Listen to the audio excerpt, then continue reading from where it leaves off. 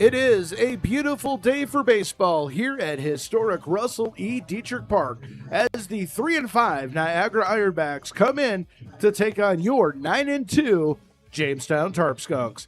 Hello again and welcome to Tarp Skunks Baseball. I'm Dre Guinness alongside Jalen Ferguson. And Jalen, after a tough loss in Batavia on Thursday night, the Tarp Skunks went into Geneva last night and made things right. Yes, they did. That game, even though it wasn't easy, but they were able to get the win on an 8-5 victory last night. And I was gifted to be in the dugout with the team and watch them win last night.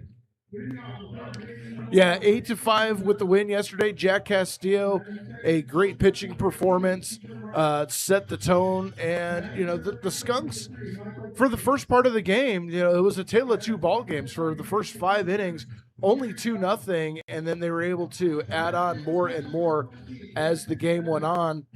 The Tarp Skunks coming in at 9-2.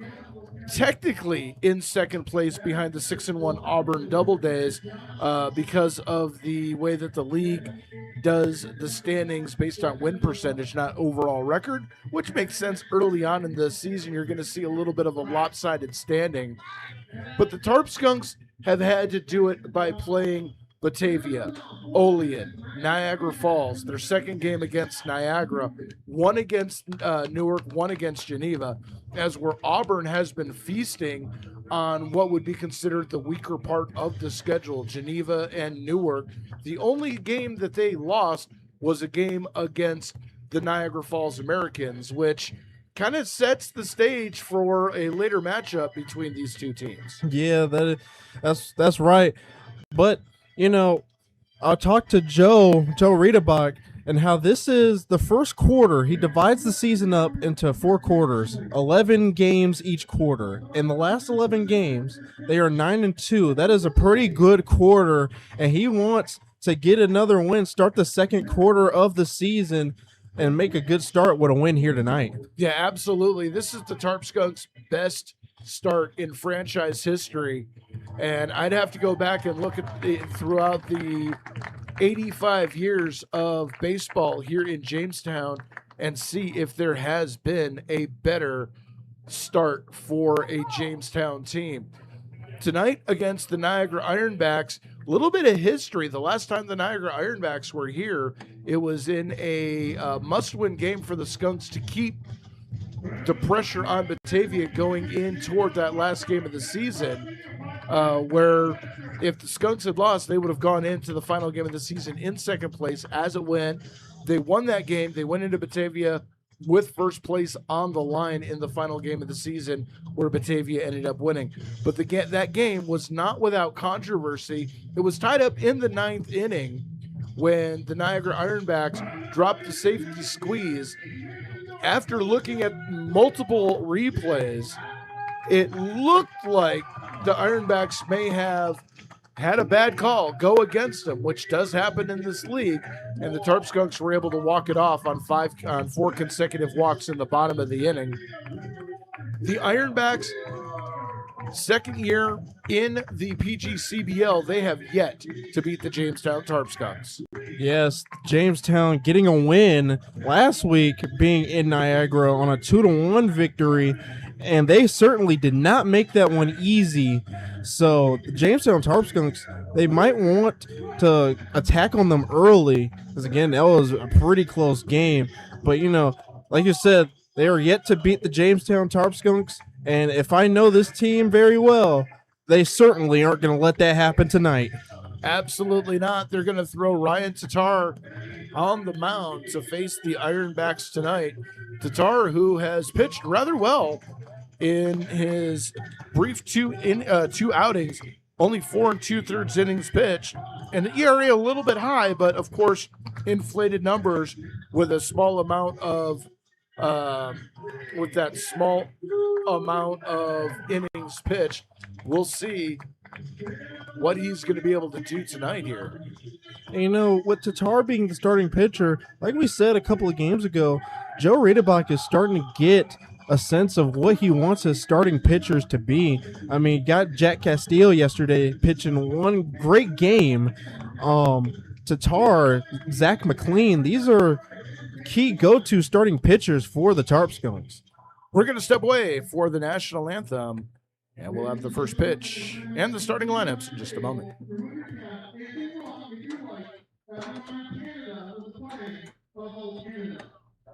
We have to be completely maintained young America was playing of the national anthem.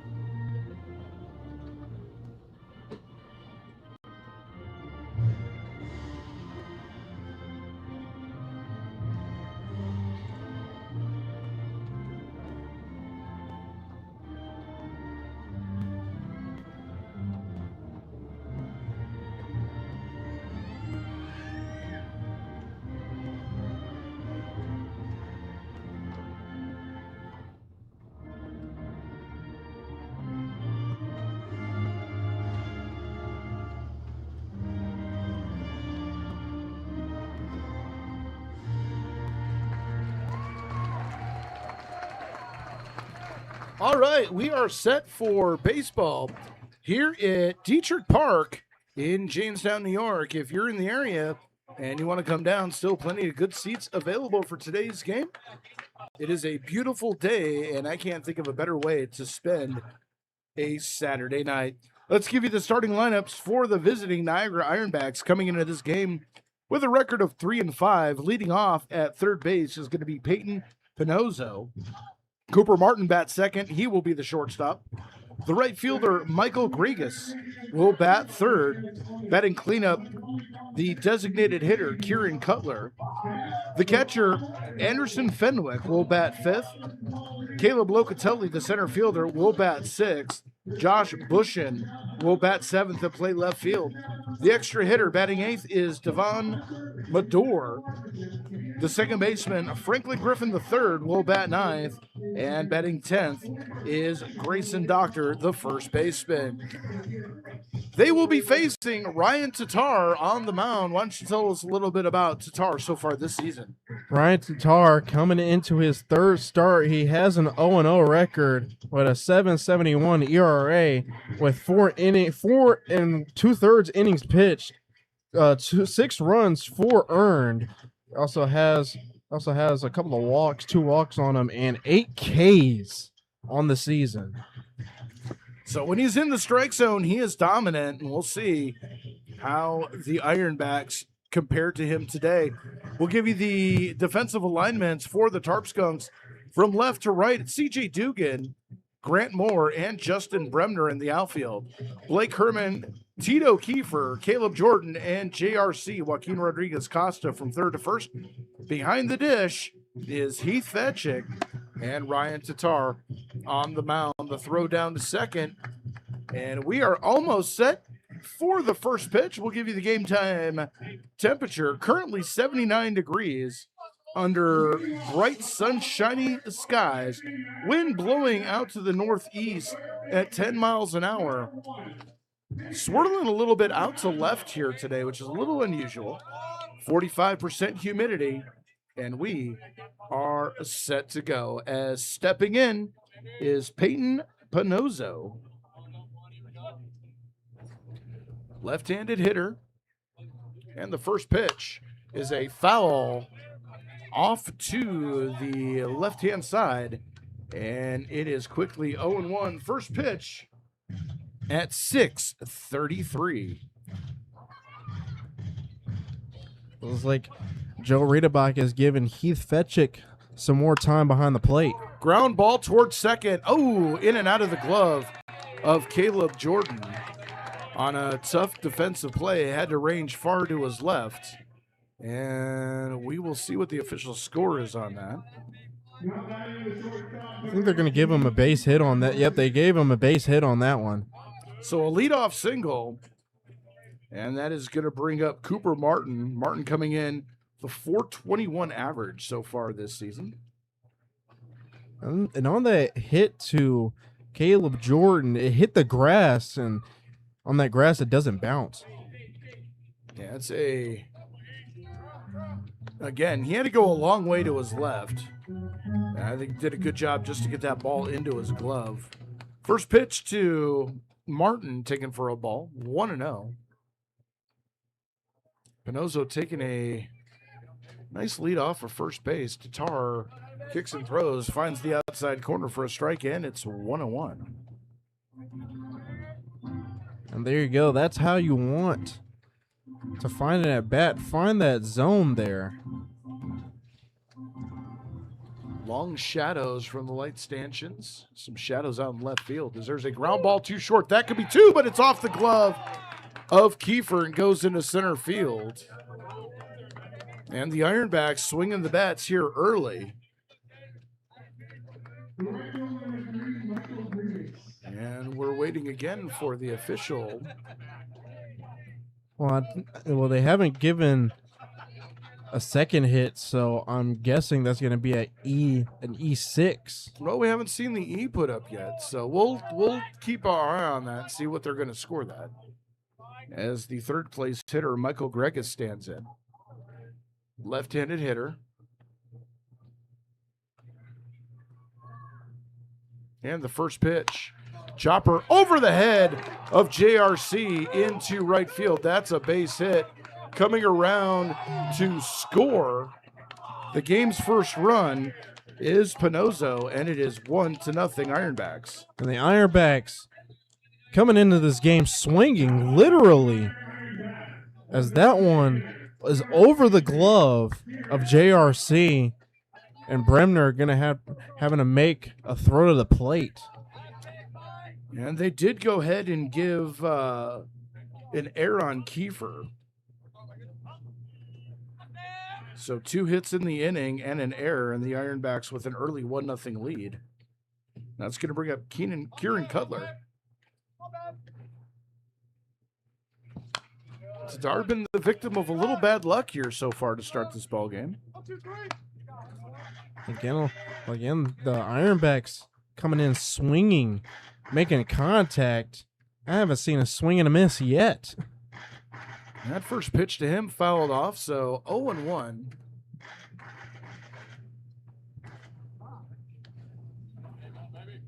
And the throw over to first. Jason Gregg is back to the bag. You know, we could see Grigas on the run here with a first and third situation.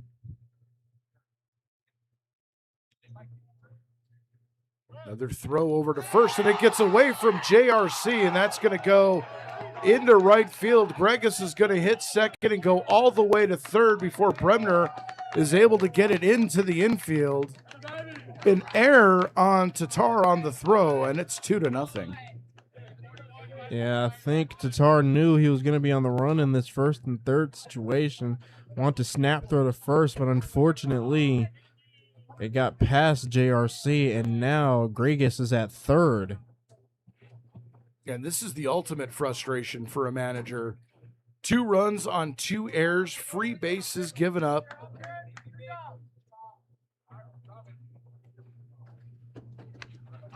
And the pitch to Cutler comes in and hits him.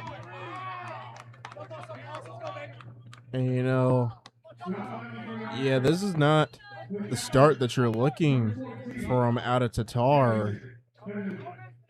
But again, hopefully he can get himself out of this one. Still has no outs to his name yet. So that's going to bring up the 5th place hitter, the catcher, Anderson Fenwick. Runners at the corners, nobody out here. Ironbacks out to an early 2-0 lead. There's a chopper foul. And it'll go 0-1. Not the start that Tatar wanted. It's almost when you wish you could hit the reset button and start this one all over again.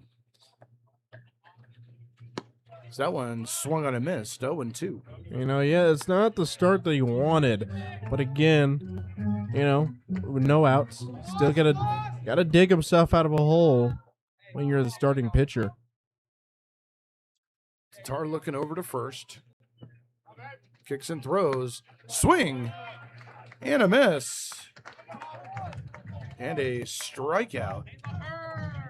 One away here, and that will bring up the 6th place hitter, Caleb Locatelli, the center fielder. And that strikeout is what Tatar needed. Hopefully that can spark back some confidence. First out of the inning, first pitch, fouled off at the plate. And it is 0-1. I was looking at the starting lineup for the Ironbacks. It was obvious to me that the top of the order is probably going to be the most dangerous part of this order. Bottom part a little bit light hitting so far as the runner from first goes, swing and a miss, throw down to second, goes into center field. And another error brings in another run, and it's 3-0. I don't know what well, because the throw was offline, but then it looked like it just got through the infield. Maybe there was some communication. I don't know. I can't say. So 0-2 the count.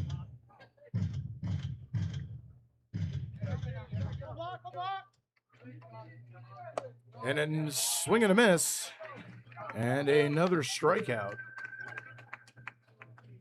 Second strikeout of the early afternoon for Tatar, and that's going to bring up the 7th place hitter, Josh Bushin. And Tatar has shown that his pitches has been hard to hit as he got 2 swinging strikeouts. 2 ground balls that should have been putouts early. Well, I'd say one that should have been a putout, one that was a tough play. As that pitch finds its way low in the zone, 1-0. The ground ball to Caleb Jordan and the ground ball to Kiefer. Now Kiefer keeping an eye on Cutler at second.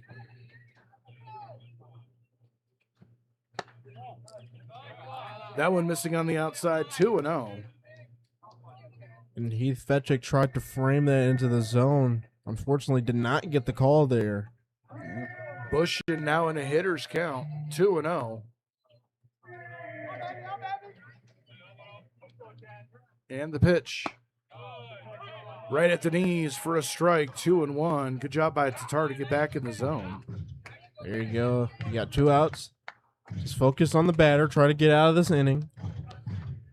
And have some confidence in your offense. Could get those runs back. And the pitch. Ooh, that looked like that was in the same spot. Maybe a little lower. And that was taken for a ball. It's now 3-1. He wanted to swing at that. Bushin wanted to swing at that one. Held up in time. So now Tatar with his back against the wall here. 3-1 has to come in and just misses off the plate. And a 2-out walk puts runners at first and second. And the 8th hitter to the plate for the Ironbacks in this opening frame, Devin Medor, the extra hitter. Those were some good spots in that last at bat. Just didn't get those calls though. Ironbacks last year didn't have a big amount of time to build their roster. Definitely had more time this year, and this is a much different team than last year's squad. It is. Like I said, the last game last week, they did not make that victory easy. Number of returners in their own right, as Cutler taking a long lead off a second. That pitch taken outside for a ball. Fetchick thought about a back pick out to first, but thought better of it.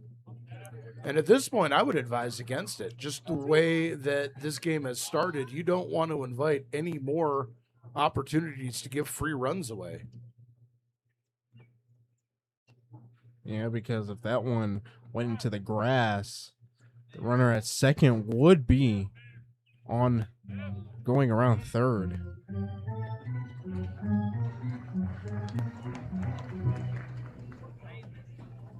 So now 2-0.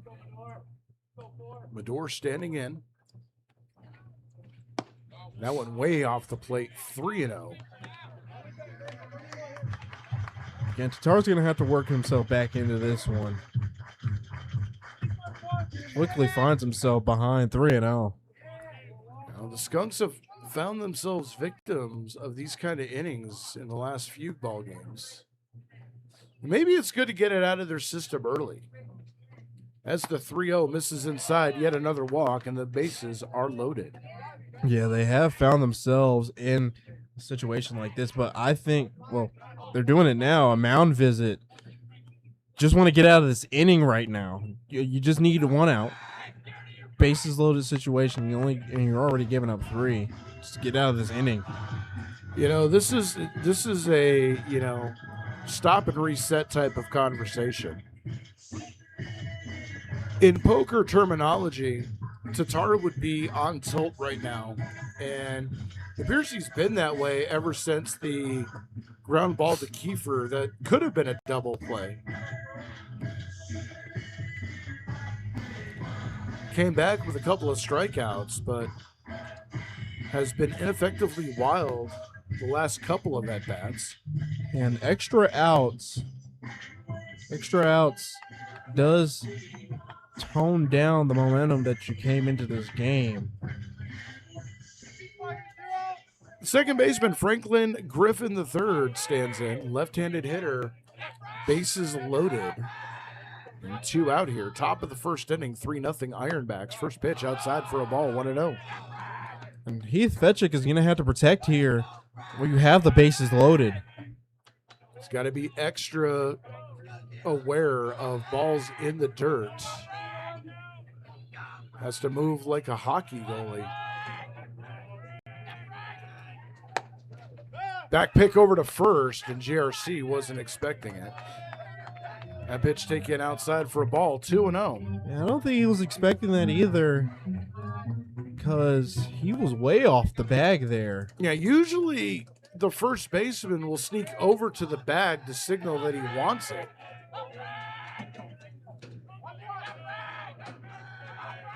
Umpire's showing 1-1, so ooh, that one up and in. So now it's 2-1. Yeah, that was up.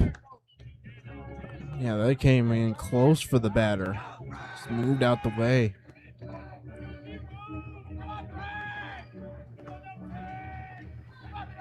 Tatar comes set. There's a ground ball to third. That one picked up, throw across the diamond in time to get him. But 3 runs on 2 hits, 3 errors, 3 runners left on base. We go to the bottom of the first inning. Niagara 3 and the Tarp Skunks coming to bat.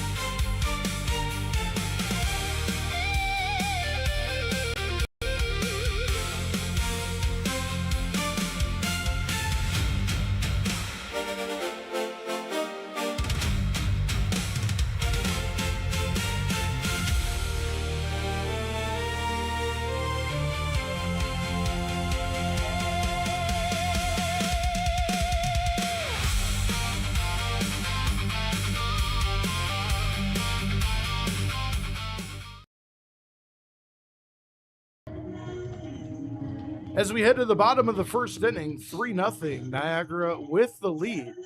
Let's go ahead and give you the starting lineups for the Jamestown Tarp Skunks. Leading off in center field is Grant Moore.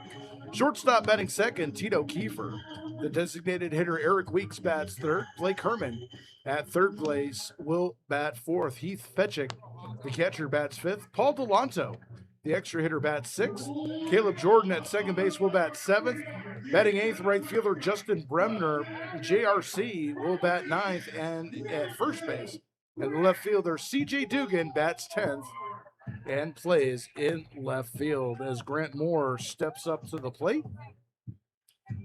He's going to face Cal Noonan. We'll get you the stat line on Noonan here in just a moment. As the first pitch comes in, and there's a high pop-up back toward us coming in, and unable to make the catch is Fenwick, so 0-1. I thought that one was going to land right in front of us. That was a towering pop-up.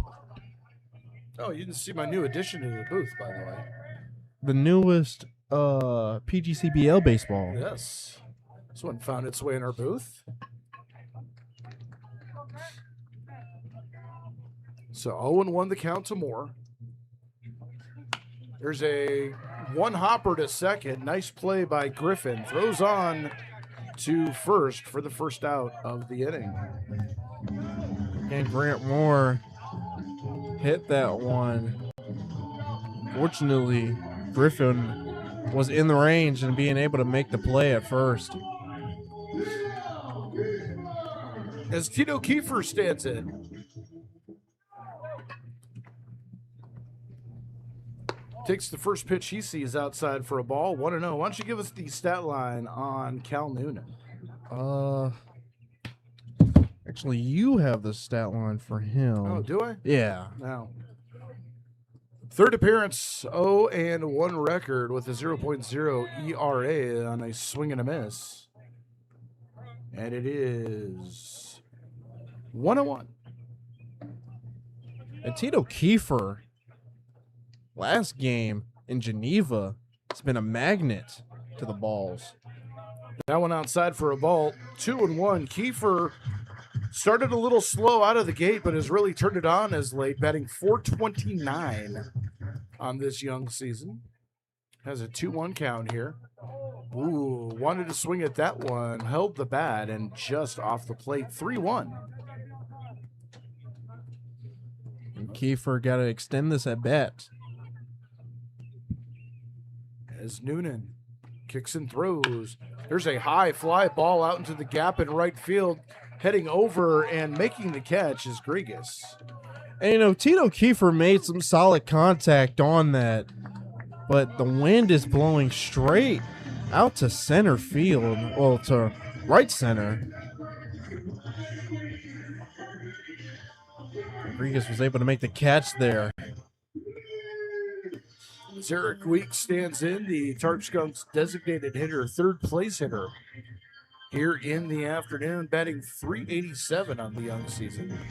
Remember, he missed a couple of games, a little late arrival here, but has been every bit as advertised from what we remember from him last season. Takes the first pitch for a ball, 1-0. Definitely up there when it comes to runs batted in. Ooh, that one twists him on the inside corner, but the call for a strike, 1-1. Yeah, I think Weeks, he thought that one was going to be inside. And then that catches the zone. Weeks crowding the plate a bit. That one comes in low, 2-1. Now, I think some of those batters had some conversations talking about how some of those balls were outside.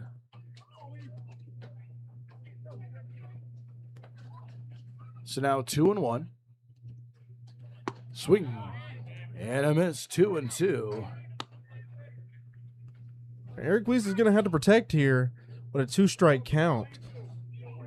You know, Tarp Skunks, you were saying you were hoping that it wasn't going to be a 1-2-3 inning during the break, and unfortunately, one strike away from that happening. Not the response that they wanted coming back because there's a line drive down the left field line. That is a base hit. It is going to be extra bases. Weeks turns the bag at first. He will pull into second with a stand-up 2-out double. And the Tarp Skunks avoid the 1-2-3. They've got a runner in scoring position. I think Eric Weeks heard you in the booth. As soon as you said that, he lines one down the left field line and gets to second base. You know, if that's what it takes to motivate him to get something down the line, you know, I'll say that all day long. So Blake Herman stands in now. Herman, who has also been a huge part of the early success here for the Tarp Skunks, takes the first pitch at the knees for a strike, and it's 0-1. And like you said, usually he will play the twos position, but now they have him at cleanup, and I think that's where they're going to settle for as the season progresses. 0-1 pitch taken on the outside corner for a ball. 1-1. That was ice in his veins watching that one go off the corner of the plate. It was. That was a cold take. I know Blake didn't want to swing it, or didn't want to take that. He wanted to swing, but he took it. There's a drive down the left field line, and that one's going to go foul into the Tarp Skunks bullpen. Yeah, that was solid contact by Blake, but he just pulled it foul. Got to straighten that one out. Just a little early on that one. Wait a fraction of a second. That could have bounced up against the wall off the warning track. But quickly 1-2 now. Skunks would like to at least get one on the board here. There's a high pop-up on the infield. Coming in and making the catch is the third baseman, Pinozo, and that is the inning. No runs, one hit, and one runner left. We go to the bottom of the first inning, 3-0 Ironbacks.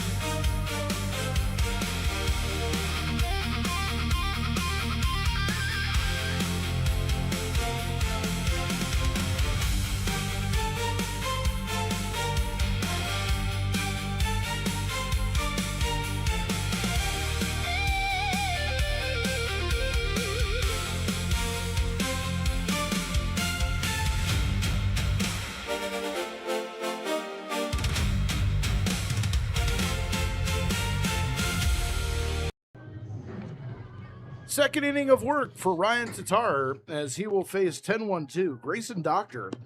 Then back to the top of the order for Pinozo and Martin. Reminder that tomorrow a doubleheader scheduled against the Elmira Pioneers. Keep your eye on social media as we did take a look at the weather report before the ball game. And there's a strong chance of rain tomorrow. So you're going to want to keep your eyes on the Tarp Skunks socials, Facebook, Twitter, the Instagram, TikTok, and all of the above. And they will let you know what the status of those ball games are tomorrow. 3-0 here in the top of the second. As Grayson Doctor stands in, the Ironbacks first baseman. And the first pitch to him is off the plate for a ball, 1-0. You know, for that doubleheader tomorrow, hopefully not both of them get canceled. Well, it's going to depend on how much rain comes in. That one comes in low, 2-0. Of course, you know, when you live in a place like Jamestown, the weather can change from day to day, minute to minute, hour to hour. That is true. So we could go home tonight, and by midnight, all the rain will have been onto the forecast. That one taken on the inside corner for a strike. 2-1. And those doubleheader games, only 7 innings. That one taken for a strike. 2-2. Now Pence finding his groove. A strikeout here could completely turn the momentum and help them. Tatar kicks and throws, breaking ball that goes over the head of Doctor. And the count goes full, 3-2.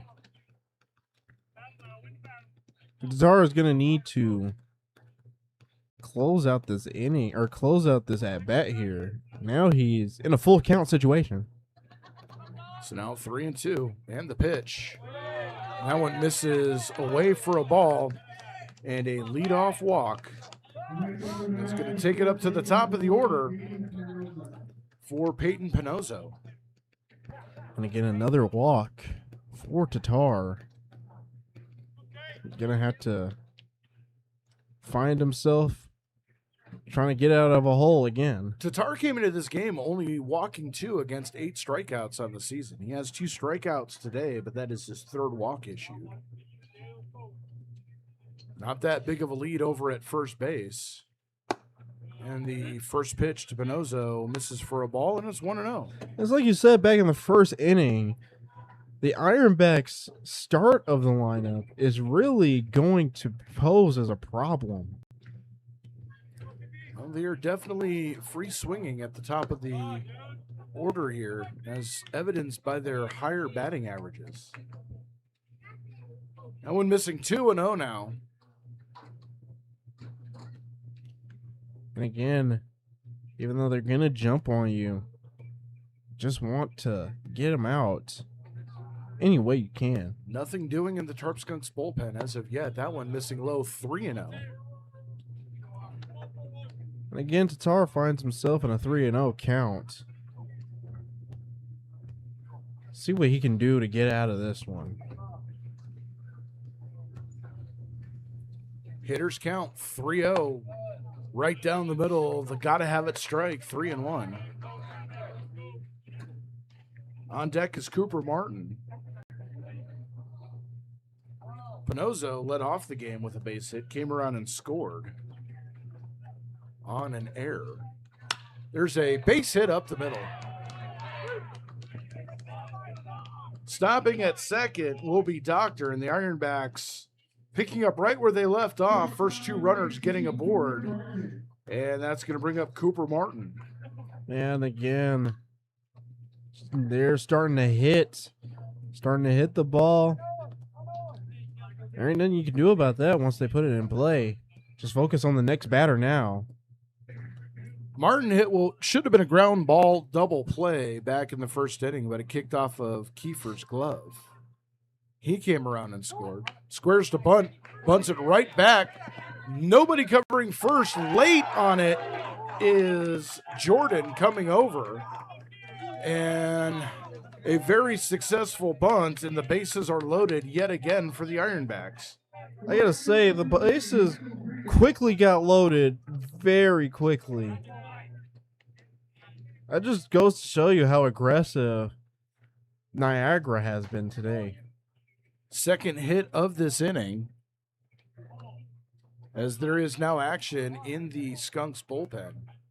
5 hits so far in this game for Niagara. I gotta ask, is this like a revenge game after losing in a close, tight game in their home field? First pitch inside for a ball, 1-0. Well, the Ironbacks looking for their first win against the Skunks in franchise history. As time called, and it's just Fetchick going to go out and have a conversation. I wonder if this is mechanical. It seems when Tatar's lower in the zone, on his delivery, it looks like he's sitting a little bit too early in his delivery before he's pushing off. And you see that a lot with pitchers when they are low, is that their mechanics are just slightly off. We'll see if Fetchick was able to identify it and Tatar can correct it. Yeah, hopefully it was just mechanical. If that's the case, he can fix it and get out of this. Corners playing in, middle infield at double play depth. Bremner playing straight away right field as the first pitch, swing and a miss. Make it 1-1. And there you go. Yeah. First pitch. First pitch after the conference, I should say. And again, kicks and throws. And that breaking ball swung on a miss, 1-2. And so Tatar reaching back, and it looks like Fetchick may have corrected what was a little broken here. We'll see what Tatar does on a 1-2.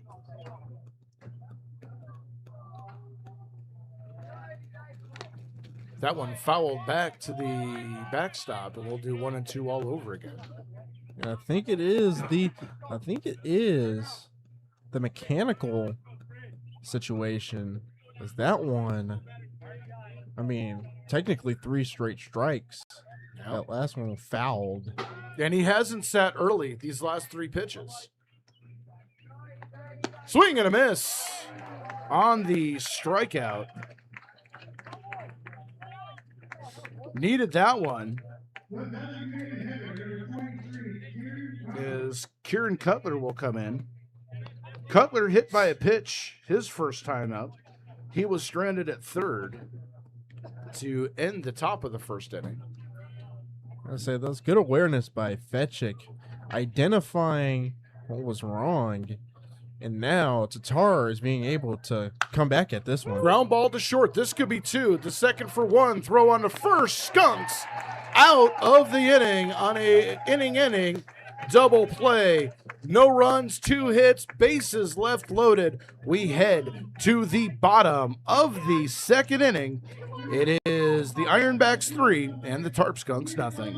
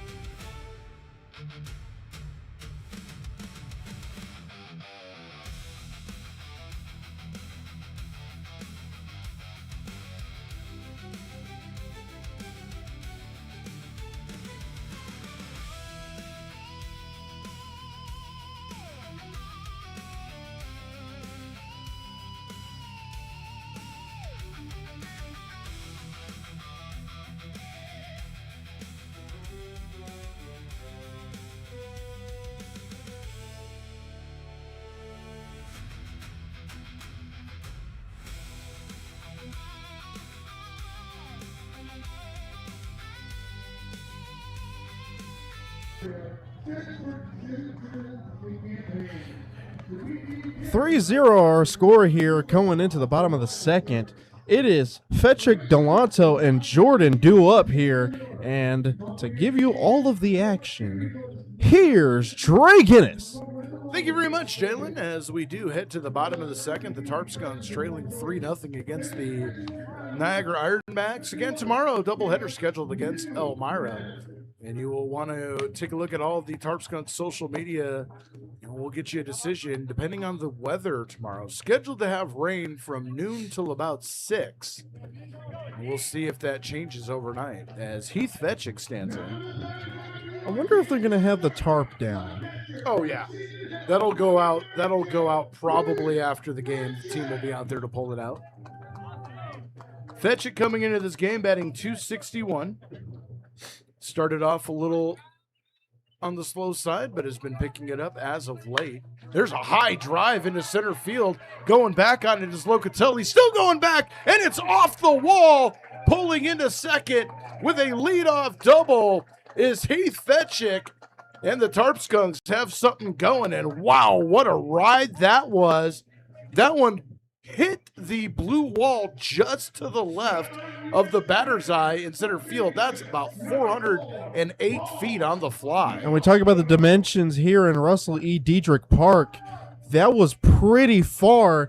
And like you said before the first pitch, finding his zone, and he launches that one in deep out to center. So Paul Delanto stands in now. Runner in scoring position, nobody out. Outfield is on a shift down the left field line.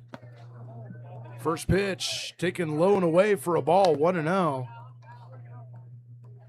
Yeah, Butchin may be playing a little shallow in left field.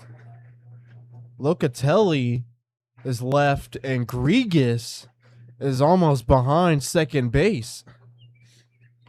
Something down into the Lafayette corners would be amazing here. Is that one taken for a strike? 1-1. I know you have a call for those Lafayette corners. Yeah, that was the first time I've gotten to mention them. We haven't had a whole lot of action down in the right field corner this season. Other than that foul ball. Yeah, it's still early, though. The 1-1. That one in the dirt. Taken for a ball, 2-1.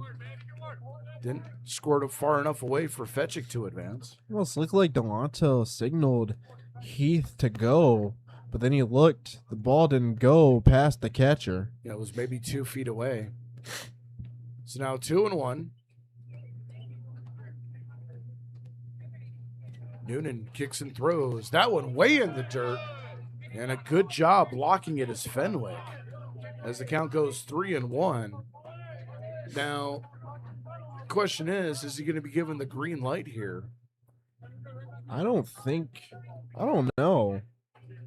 After a couple straight pitches in the dirt, I would be a little hesitant. I might put the red light on here and just see if Noonan will give the free base up. Let's see if it's a pass ball, too. 3-1, runner goes. That one inside for a ball. Throw down to third is not in time. So a stolen base and a walk puts runners at the corners with nobody out, and that is going to bring up Caleb Jordan. Now here is a way to answer back on that 3-run top of the first. We can come back and chip away at this lead here. So now Caleb Jordan stands in. Left-handed hitter. Facing Noonan, and the first pitch comes in low and away for a ball, 1-0. Now Noonan struggling to find the strike zone a little bit. As Jordan comes in, batting 200. Like you said, Noonan has been elevated, and he has also been in the dirt. Greg is given a lot of room over the right field corner. That one down the first baseline, just foul on the line.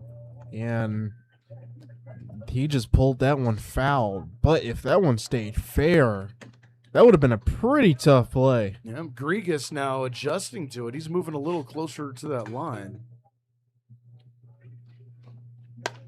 Pitch outside, 2-1. I got to say, that was a pretty good take by Caleb Jordan, but also that was a pretty good spot by Noonan. So now 2-1. Jordan waving that bat back and forth. Breaking ball misses off the zone, 3-1, and Jordan doing a great job here to work himself into an advantageous count. 7 RBIs for the Tarp Skunks second baseman. And the pitch. There's a line drive into center field. Diving and making the catch is Locatelli. Tagging and scoring is Heath Fetchick. Sacrifice fly is successful. And the Tarp Skunks get on the board. It is now 3-1. Yeah, he hit that out to no man's land. But unfortunately, Locatelli makes an impressive diving catch. But luckily, Heath Fetchick was able to tag and get the score there. So with that sacrifice fly, Jordan picks up his 8th RBI on the season. And that's going to bring up Justin Bremner. They're going to appeal over to third. And they thought Fetchick might have left a little early. To be honest, I thought he might have too, but hopefully an umpire calls him safe. That is his job to watch. So now here we go. Bremner waiting for the first pitch. Comes in, fouled off into the glove of Fenwick. 0-1 the count. Yeah, I thought Heath might have went early too, but he tagged up.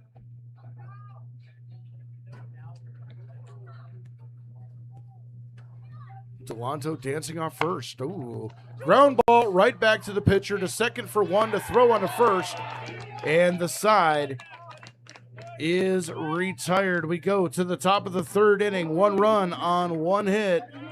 No runners left. We go to the top of the third inning. It's 3-1 Niagara.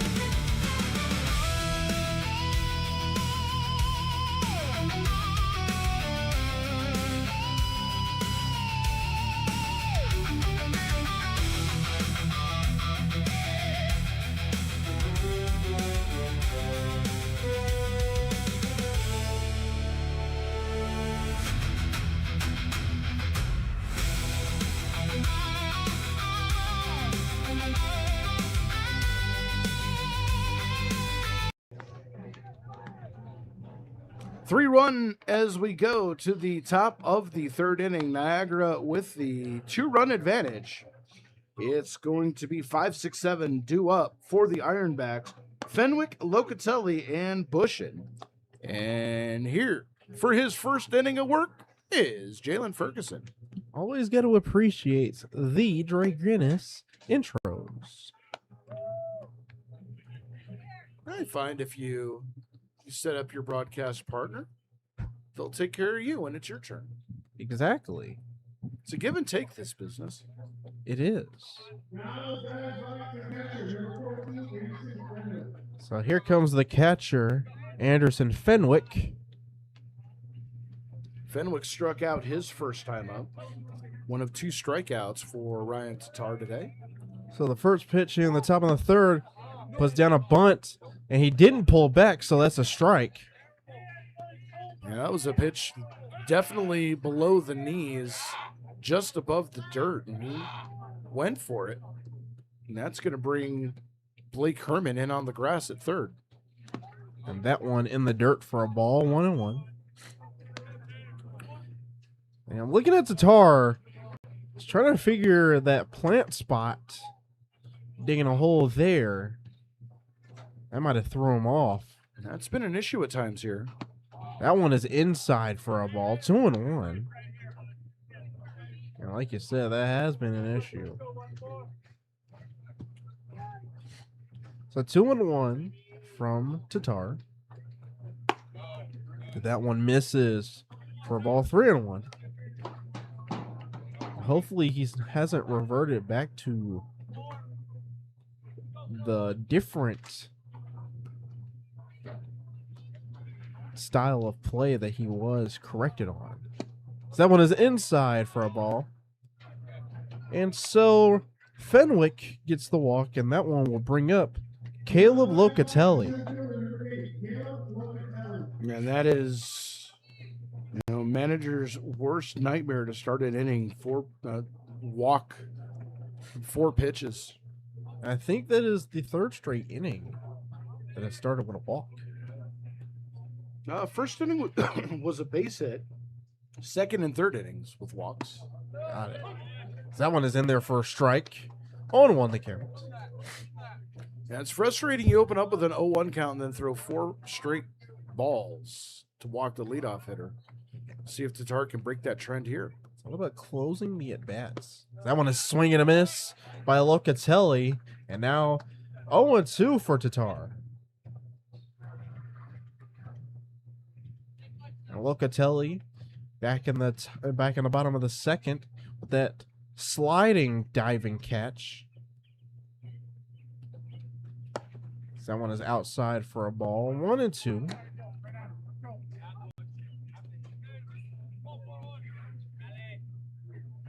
Anderson Fenwick at first. Yeah, that shadow in left field now is starting to creep in on the left side of the infield. That one's fouled behind the plate. 1-2 once again. And that could affect, Herman and Kiefer both on the infield, but also Dugan out in left. It's the ball's going to be bright coming off the bat, and then it hits that shadow and darkens. It's going to take a second for your eyes to adjust. That one misses for a ball. 2-2. Heath Fetchick keeping it in front. And like you said, that shadow looming over Kiefer and Herman.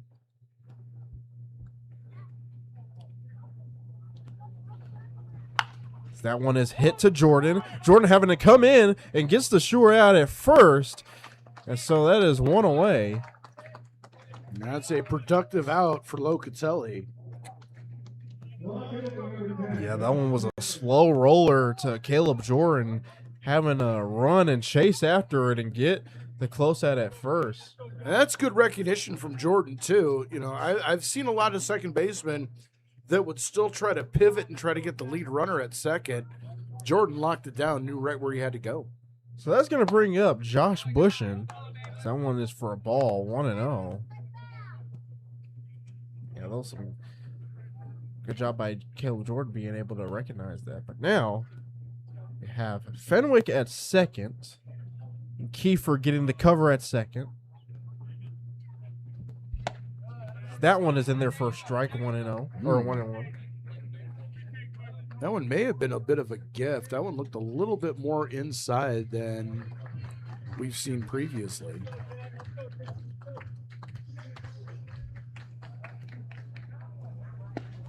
And that one is in the dirt for a ball, 2-1. One thing I will give Tatar up to this point is that he is trying to attack the zone. This isn't one of those where he's trying to get fancy and dance around the outside edges. He's pounding at the zone. It's just either mechanical or Ironbacks' free swinging ways are driving the ball. As that one hit to Caleb Jordan, throws on the JRC and gets the second out via a 4-3 ground ball. That's going to bring up Devin Madore. And if you ask Tatar, will you take that? Oh, yeah, he'll take those all day long. Well, now he only needs one more out to get out of this inning. A 0 here would be really good. A 0 here would be a huge momentum builder for the Skunks coming out of the dugout. There's a swing and a miss by Madore. And so now it is 0-1 the count.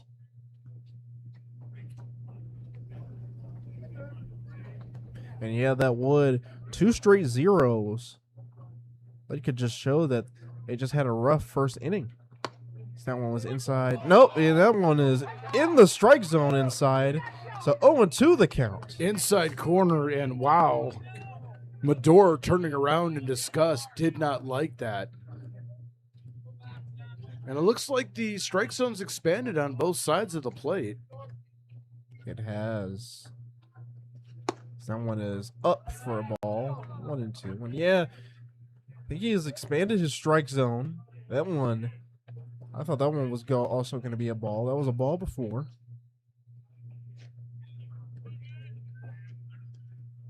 So 1-2 to Devin Madore. As that one is hit out to left field. And Dugan able to make the catch for the out. So the Tarp Skunks get out of this inning. 1 left on, no hits, No errors. We go to the bottom of the third. It is still 3-1.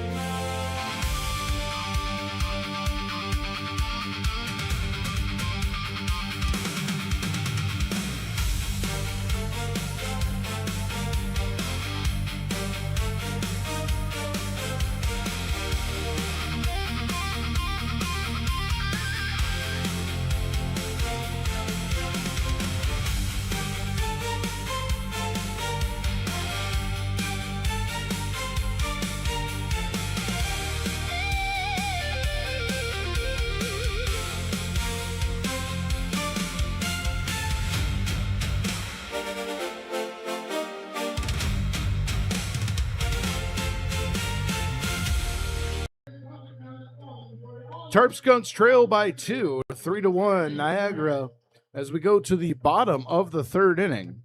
Back on the mound is Cal Noonan for his third inning of work. Due up, JRC Dugan, and back to the top of the order for Grant Moore. And back to the microphone for more of his own is Jalen Ferguson. Thank you. Told me that last inning was pretty good. That is a confidence booster for me. But I'm not going to toot my own horn. Toot, toot. I'll give you a little props. I'll give you a little props. You know, when you said toot toot, it reminded me of that penguin that says Newton. Probably don't know that meme yet. I don't think so.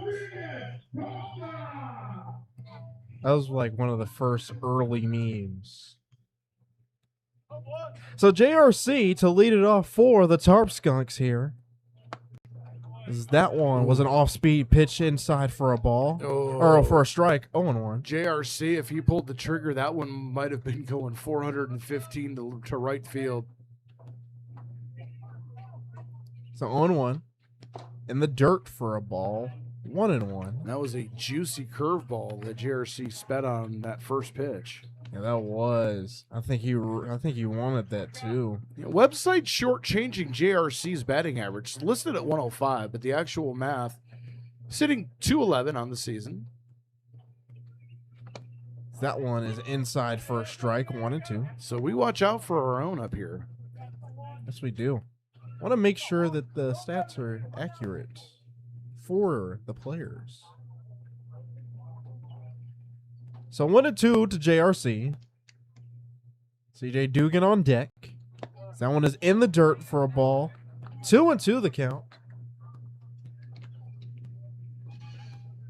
And that wind has been changing from blowing out to center to right. Definitely uncharacteristically swirling around here. It was doing that in Batavia a couple of days ago. That one is a swing and a miss. And so JRC is sat down on strikes. And that will bring up CJ Dugan, the left fielder.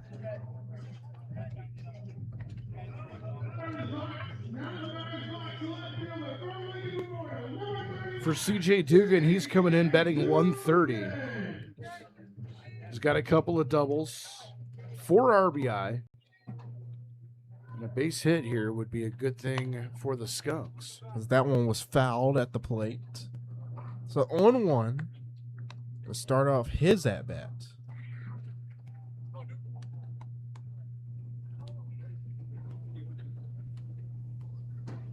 Really is a beautiful day here, though. It seemed like it was going to be really hot, and it's just settled down into absolutely perfect. You know, you read my mind because I was just taking a look at those mountains. Someone's in there for a ball, 1-1. I was just taking a look, just admiring the scenery during the downtime, and yeah, very great day. Barely a cloud in the sky, just a little wispy spot here and there. 2 planes. That one misses for a ball, 2-1.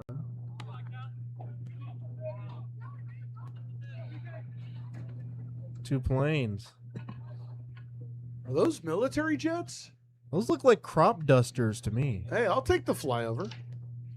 That one for a ball, 3-1.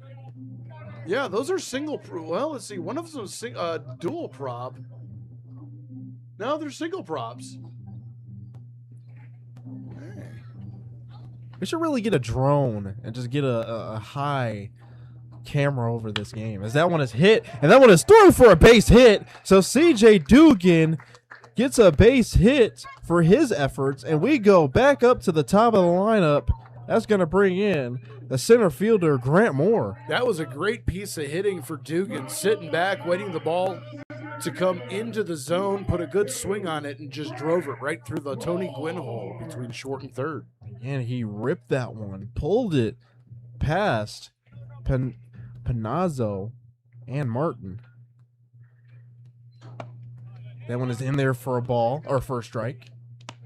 On one to Grant Moore. The question is, it's the Tony Gwynn hole. Does it really only count as the Tony Gwynn hole if it's a left-handed hitter that pokes it the opposite way? I think so. Swing and a miss by Grant Moore. So 0-2 to Grant.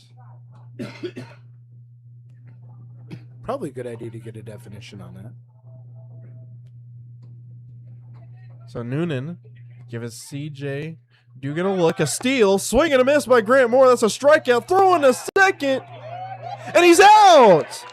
And that will do it for the Tarp Skunks. So one hit, nobody left on. We go to the top of the fourth. It is still 3-1.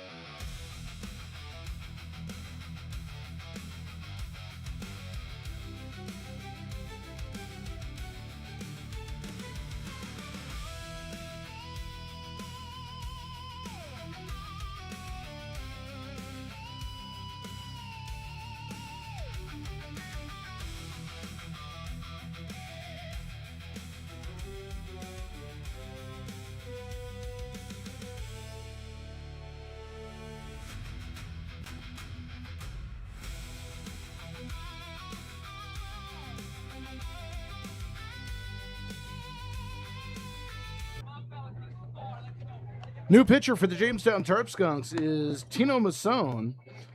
He comes in with a 3-0 record. This will be his fourth appearance, 4.5 ERA in 6 innings pitched. He's given up 4 hits, 3 runs, all earned. Walked 4, struck out 9. He's only given up 1 extra base hit. Batters coming in, hitting only 190 against him. And he will take over this game here in the top of the 4th inning. He will face Griffin Doctor. And back to the top of the order for Panozzo. And here to tell you all about it is Jalen Ferguson. Always got to appreciate the intros. Nobody does it like you. Well, to be honest with you, I stole it from a bunch of professionals for, I don't know, the last 25, 30 years. Most of my style's copied from other people. The only thing original is when I say something originally stupid on the air, which Has happened. hasn't happened yet today. So, fingers crossed, knock on wood. Yeah, but it's funny, though.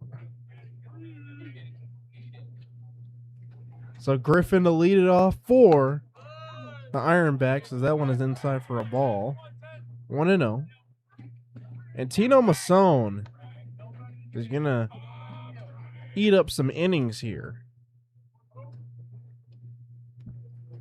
He's been pretty much in that middle relief role the entire season and has excelled in it. As that one is hit out to center field, but Grant Moore able to get under it and make the catch for the out. So quickly one away for the Tarp Skunks. And that's exactly what Joe Riddebach wants out of his pitcher. First batter of the inning goes down, and it takes some pressure off of your defense and your pitcher. So that's going to bring up Grayson Doctor. He walked his first time up, got stranded at third. That one is in there for a strike. 0-1. And Masson coming in with some velocity here. And Tino has shown to have that velocity. As that one is hit high and out to right field. And Justin Bremner makes the catch for the out. So quickly, 2 away here, and we roll it back up to the top of the lineup. That's going to be Peyton Panozzo. So that's now 5 straight Ironbacks set down. Panozzo, 2 for 2 on the day, 2 singles. He scored back in the first inning. Again, a fast inning like this. It's exactly what the Skunks need. And then they can get back to the plate and start grinding away. So 0-0 to Manozzo. That one misses for a ball. 1-0. You know, Tino Masson doesn't really, I shouldn't say doesn't really care, but when he's down, it doesn't really affect him. He still goes and gets them. That one in there for a strike, 1-1. That was beautiful location. Masson comes out just a little above a 90-degree sidearm angle. Does a good job hiding that baseball out of his grip. So 1-1. That one misses for a ball. 2-1. That one looked like he tried to aim that one rather than just rear back and throw. Yeah, I noticed the difference in that throw compared to the other ones. As the 2-1, down in the dirt for a ball, 3-1.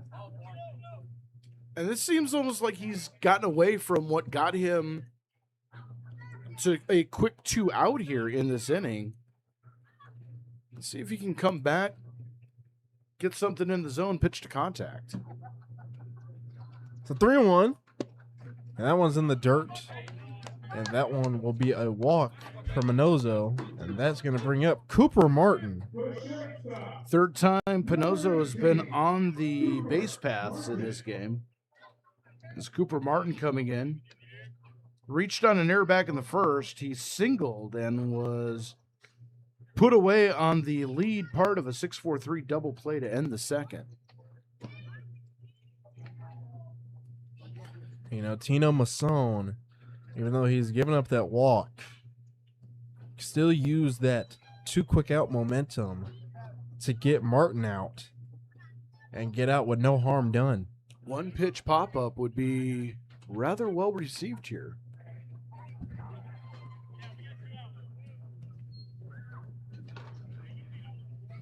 So the 0-0 to Martin. Bremner playing deep out and right. Snapped out to first. Not in time. That was a good move. Good time to check in on Panozzo over at first. And another snapped out to first. Not in time. You got to think Panozzo is going to be going here. If not on 0-0, maybe 1-0 if it gets to that point. If it's a first pitch strike, then that's going to change the base running strategy a little bit. And Panozzo's off, throws to second, and it's in time. And the Tarp Skunks get out of the inning, and just like that, the side is retired. So with 1 walk, no hits, we go to the bottom of the 4th. It is still 3-1.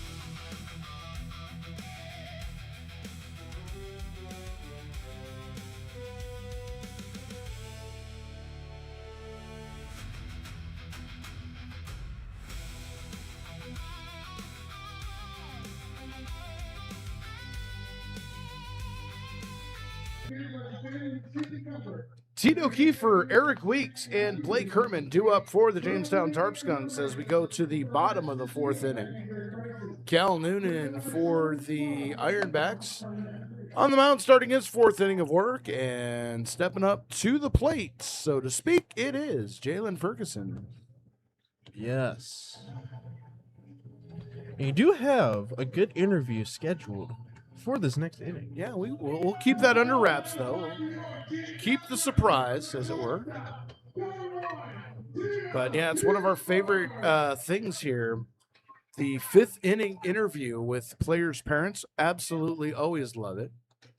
Had a good conversation with Ben Lindquist. As that one is hit to third base, and the throw on to first in time for the out. And so Tino Kiefer is quickly sat down, and that will bring up Eric Weeks. Yeah, 1 pitch, 1 away. That's always rough. Weeks, his first time up, though, roped a double down the left field line. Like to do it again here.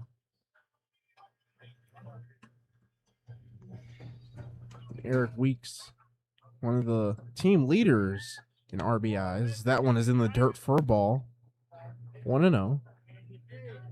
We've had Ben Lindquist and we've had Craig Bremner, Justin's dad, up here in the booth.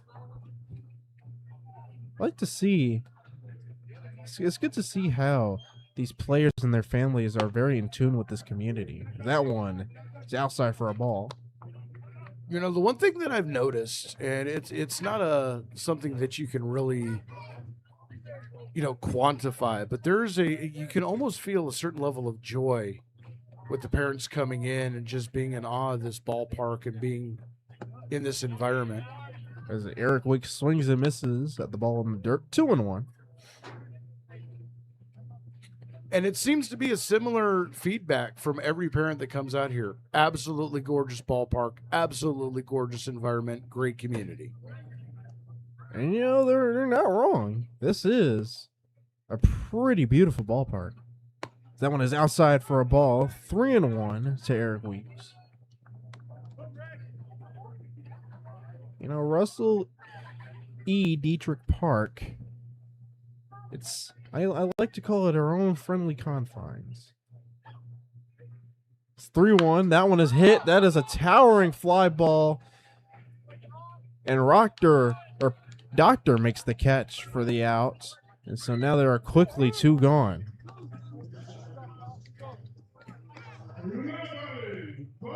So that's going to bring up Blake Herman.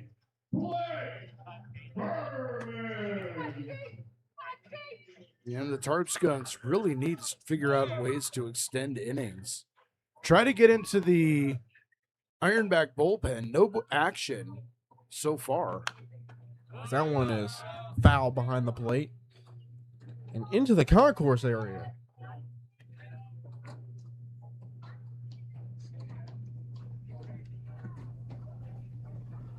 So 0-1 to start off this at-bat. Blake Herman showing his batter's aggressiveness, swinging at the first pitch.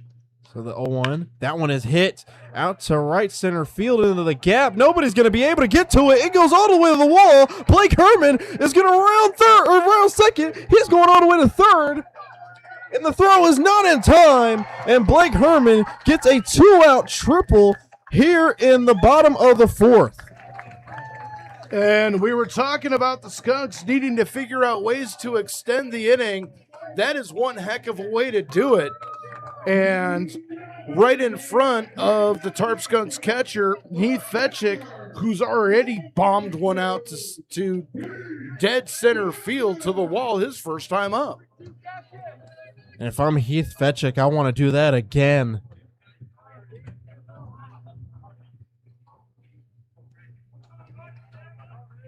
So Diethrich at the plate with an 0-0 count.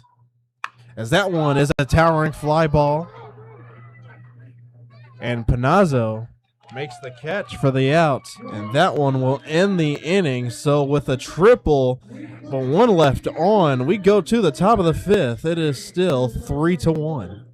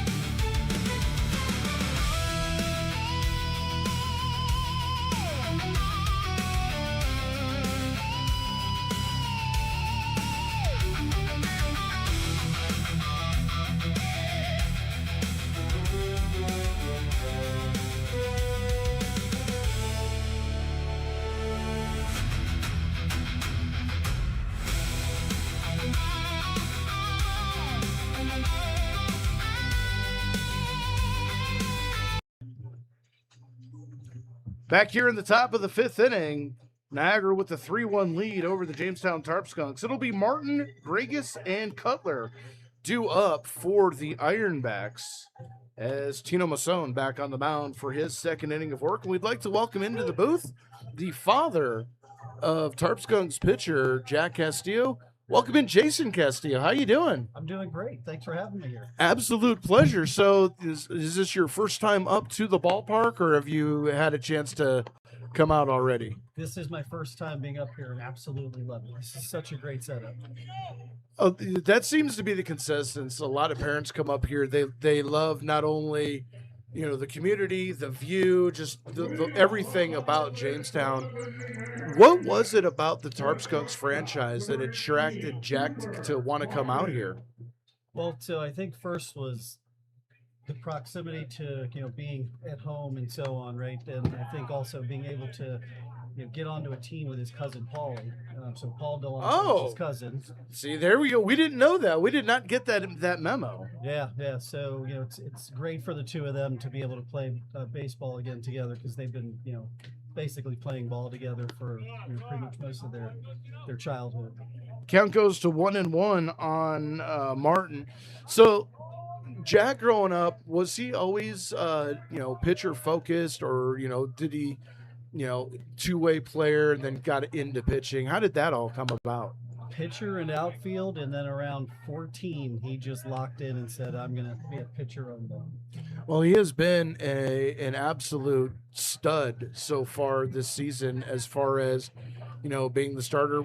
Pitched last night on the road in Geneva and did another fantastic job. So absolute pleasure having him here. And you mentioned Paul DeLonto being his cousin. Talk to me about, as he grew up and getting a chance to play, with his cousin, possibly against his cousin on some teams, as that one's fouled and we're going to 3-2. What was it like for, a young baseball player to grow up? Was there travel ball involved and, all the other stuff, or was it really just focused on going through the program, junior high school, and get into college? So it absolutely focused on playing competitive ball. Being from Long Island and Massapequa, there's a pretty deep network of baseball in the area. So from 7 years old, 8 years old, they were pretty much competitive and moved into travel ball. And the two of them played in different travel teams, but they were paired together between Next Level and the Long Island, the Titans. But extremely competitive environment. But they did play high school ball together, which was great as well. But yes, it was constant travel and constant baseball all summer long. As Martin goes down, taking a looking strike 3, one away here, top of the inning. That's going to bring up Michael Gregus. And that actually brings up something too. I've never been to New York City or that side of New York. I haven't even been as far as Monticello. I think Monticello is as far as I've gone to the east side. What is the difference as far as environment wise? Not only Obviously it's a much smaller community feel here, but the weather and other factors. How big is the difference between this side of the state and over by NYC? So, congestion. Lots of congestion. Look, you have the best of the world out here. Open spaces. Great community. Same thing in Massapequa and Long Island. Great strong communities, but certainly love the open spaces. And growing up in the Southwest, myself, and then Jack early, and as a young kid, being in Georgia, being up in the Northeast is the place to be. So what part of Georgia? Just outside of Atlanta, Kennesaw, Georgia, and Ackworth, Georgia. I know that area rather well. I spent 10 years in Atlanta, or just south of Atlanta myself, in a little town called Griffin, outside McDonough. So, I can definitely appreciate the difference in humidity, the way down in the South, you walk outside, you feel like you're breathing another human being. That's how humid it is out there. You walk out here, humidity's still 45-50%, but it doesn't feel like that. What do you think, from maybe his perspective, better to play down in that part of the country, or better up here as far as the humidity? So obviously being up here with the humidity here versus in the South, very, very different. Jack actually likes the cold weather. Ooh, that one just missing That off was the close. outside corner. And the count goes 2-2. Really? Yes, so he absolutely loves pitching in brisk weather. So, being at Plattsburgh this past season, I think some of their games were 33 degrees when he was on the bump. So he's basically setting himself up to be an October pitcher. As that one is weakly swung on and missed. Second strikeout for Masson, and quickly 2 outs here in the top of the inning. So is this a situation, like father, like son? Were you involved in baseball at all, or were you just more of being the supportive parent? So I stayed out of the way when he was playing baseball. So I played baseball myself, pitcher. So I tried to just sit back and let him get coached by his coaches, and tried to be as active as I could without being intrusive. So nowadays, do you guys ever sit down? Do you talk pitching? Do you talk, pitch selection, maybe different grips, maybe different pitch sequences? Or are you still kind of leaving that up to letting him figure it out on his own with his coaches? No, so now we have post-game conversations. We talk a little bit about how the games went, how we felt, what was working, what wasn't, what we change. It's usually me asking a lot of questions. Jack is the man of few words. We love him, but he's very deliberate in what he says, and very selective in how he communicates. A weak chopper to Masson. He goes to JRC in a 1-2-3 inning for the Ironbacks. We go to the bottom of the 5th inning, still 3-1. We're going to keep it here for the break and go into the bottom of the inning here. I got a few more questions for you. And as soon as I say that, all my questions just went out the window. It's it's that live radio TV pressure. So I know I think he's a Yankees fan. When we did the preseason interview, I think he mentioned he is a Yankees fan. Is that the goal, or as a father, if he makes it to that level, or and even gets into the draft, would you rather see him play for the Yankees, or maybe play for a different team and work his way up to the Yankees? So first, if he ever even got that opportunity, we'd be blessed. He'd be blessed. That'd be great. So his main goal right now is to play good baseball, maximize what he's got left for his college eligibility. But if he ended up in that position, yeah, of course, every kid growing up as a Yankees fan would love to play for the Yankees. So, and little known fact about Jack, he's been to like 15 Yankee games. Mm-hmm. He saw his first win about 2 months ago. Oh, really? Wow. So maybe he should stay away from Yankee Stadium. 1-14 is not a good track record. No, we're on a streak now. We got a winning streak going. Well, you got to win 2 to get the streak. So how many more years left of eligibility does he have? So he has one more, and depending on what happens with the NCAA, he potentially could have a 5th-year option. So we'll see. But right now, he's planning on one more. Okay, so no red shirt situations involved in any of that. No. As Paul Delanto stands in, as we're heading to the bottom of the 5th inning, Noonan's still on the mound. He's been dealing a beauty here so far. Delanto grounded out 1-6 back in the 2nd inning. We'll see if he can turn on something here and try to chase Masona, or try to chase Noonan out of the game. As the first pitch taken for a ball, 1-0.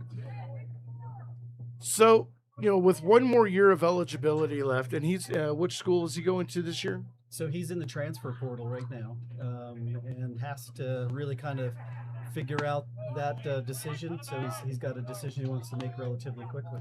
So how does that work? Is it, you enter the portal and then teams that are looking for people, they make offers, or does he have to actively search for an opportunity with that? I really wish I could give you details on that. He's done this, as a 21-year-old young man, he's done this really on his own. But what I've gotten was, he put some video on Twitter and put himself into the portal, and he's actually had coaches reach out to him, and I believe he had a couple coaches here last night when he pitched. All right. Well, that's just a little bit more work for me. I got to put a video reel together from him, and believe me, I'm happy to do it. I've done it for a couple of players already, and that's one of the big things that I think differentiates the Tarp Skunks from other clubs, is that, especially in the West in the PGCBL, where I do watch a lot of the other broadcasts because I need to keep up with the teams that we're going to be playing, is that, they just come out and they put the game on the YouTube and everything and don't really focus on really developing the players from the support point of view. And, one of the things that I like to really incorporate is, get those players, their highlights, their video showcases. I'm going to be doing interviews with just anyone that wants to come down. I believe on Monday is when I think I have it scheduled. I would love to sit down and talk to him because, there's more to just developing players than, what's on the field. A lot of coaches, they're going to look for personality. They're going to look for personality fits and how they present themselves, not only on the field, but off camera, or, on camera, off the field, and in interview settings with the media. How do you feel he's going to be able to handle that type of approach? He's going to absolutely be incredible. So he's just really been an amazing young man as he's gone through this journey with college baseball. And it's really opened up his personality. It's opened up his view to just teamwork and life in general. So I think he'll absolutely nail that. As Delanto flies out to left for the first out of the inning, Jason, I want to thank you for jumping into the booth and coming up and hanging out with us. An absolute pleasure. Watching and getting a chance to call Jack has been an absolute pleasure. And doors always open anytime you want to come back up and spend some time up here in the booth. More than happy to have you. I really appreciate it, and thanks for having me. Absolutely. Jason Costello, father of Jack Costello, joining us here in the booth, and absolutely enjoy learning. You get a chance to learn more about these players, even when you get a chance to go down and talk to them on the field.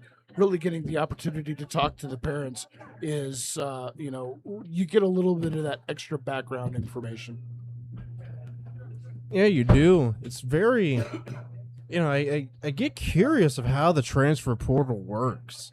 It's very interesting, especially some of these players keep working even in the summer. And as the count to Caleb Jordan goes to 1-2. One away here in the bottom of the 5th inning. Skunks trailing 3-1 against the Ironbacks. There's a breaking ball grounder to first. Bobbled, smothered, and unable to recover is the first baseman, Doctor. Jordan is aboard on what more than likely will be the Ironbacks' first error of the ball game, and it is. Yeah, he had some trouble trying to locate it.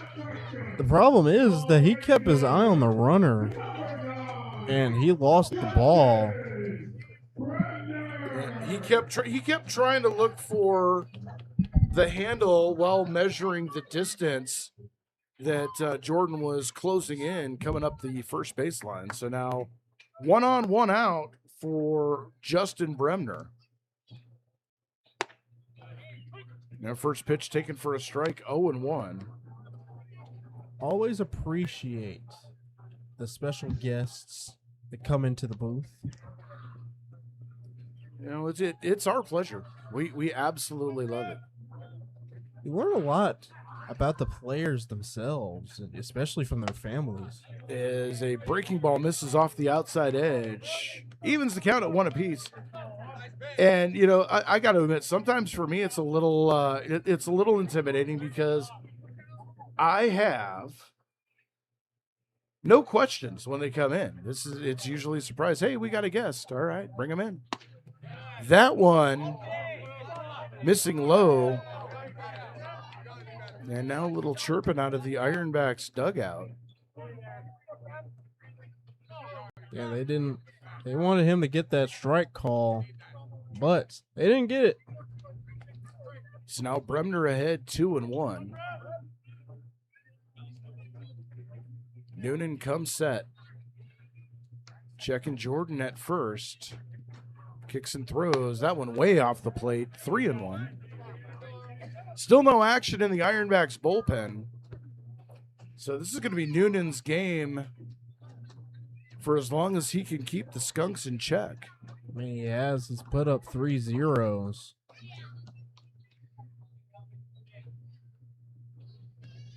And the 3-1 pitch. That one breaks in for a strike, and the count goes full, 3-2. And Bremner, he wants that one back. Now he sits in with a full count here.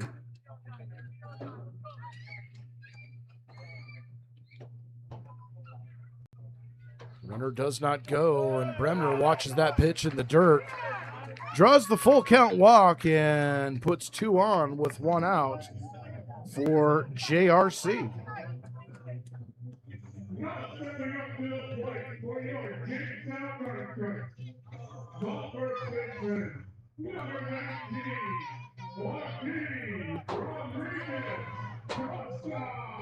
JRC standing in, tall left-handed first baseman with power.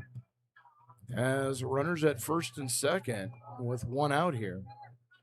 As the runners go, the ball in and out of the hand of Fenwick, and both runners advance without a throw. So second and third now with 1 out. And an even better position for JRC to drive in some runs here. Base hit could tie the ball game. And now their skipper coming out on the mound, having a conversation. Still no action in the Ironbacks bullpen. Yeah, this is definitely a status check, but he's also, I think, telling Noonan to forget about the non-call at the plate and just go back and attack the zone. One thing we've noticed, too, with Noonan, same mechanics, he's been bouncing some balls when he's sitting early in his delivery. As conference going on a little long, home plate umpire finally walking out, taking his time, going to try to break up the tea party.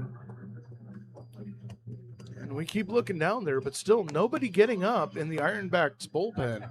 So really it's just trying to figure out what exactly are they talking about. Obviously, they're going to talk about positioning where the ball's going to have to be thrown on perhaps a short chop around the infield. Are they going to go to home? Are they going to go to first? Trying to figure out how to protect this lead here. Yeah, and you say figuring out where the ball is going to go to. My coach always said, always think about where am I going to throw it to once the ball is in play. Corner's playing in on the grass first, or the 1-0 pitch, and that's taken for a strike, and it's 1-1. Infield, middle infielders at double play depth. Outfield playing straight away. And JRC stands in, waiting. Foul back, and he took a mighty hack at that one. He did. Unfortunately, he got under that one. I know he wants that one back. Had it timed perfectly, just a little bit higher than he swung. So 1-2 the count. Runners take their lead. And the 1-2. That one on the outside corner for a call. It's strike 3. Yeah, and JRC shaking his head. He did not like that call at all. So he sat down on strikes, and that's going to bring up CJ Dugan.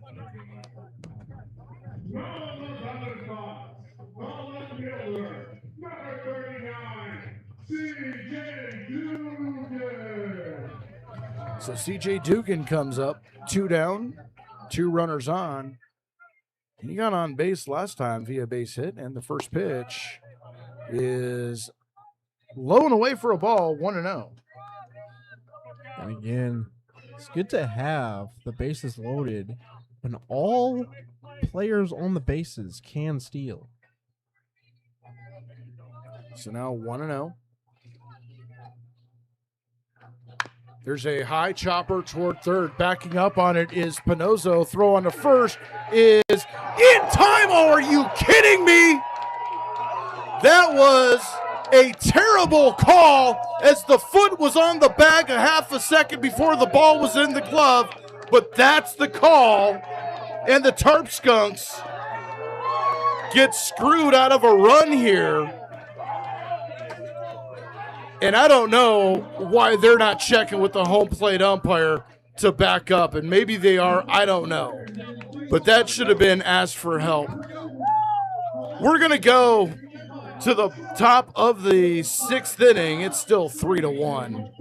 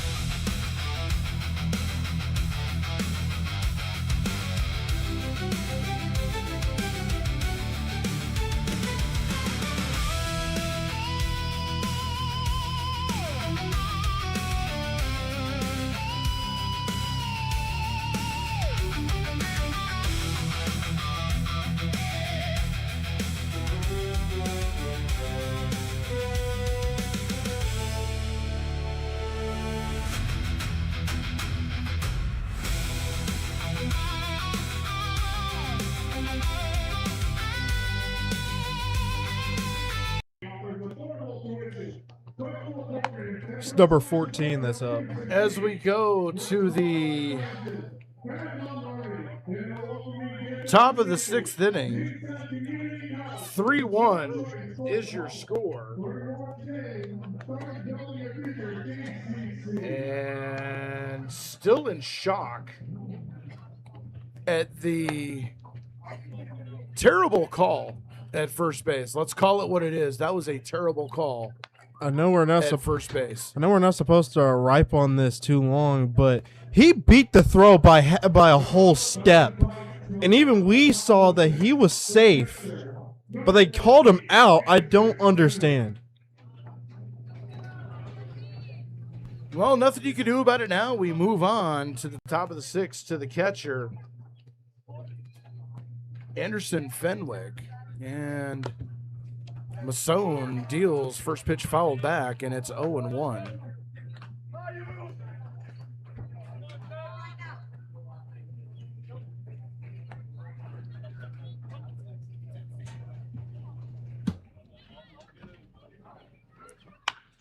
As there's a line drive up the middle, that is a base hit.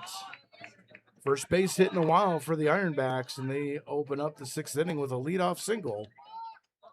And that's going to bring up Caleb Locatelli. And that after that inning, and then the first person gets on base via a hit. You gotta have short-term memory. Cannot let that get into you. You know, maybe it was karma, as there's a back pick throw on a first. Oh!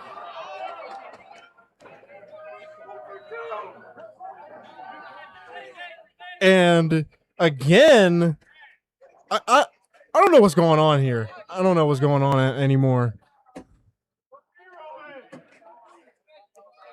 Count is 0-1.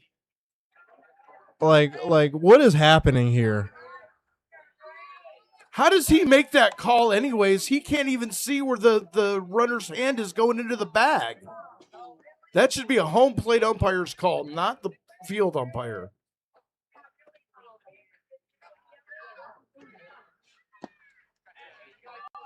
As that one misses for a ball, 1-1.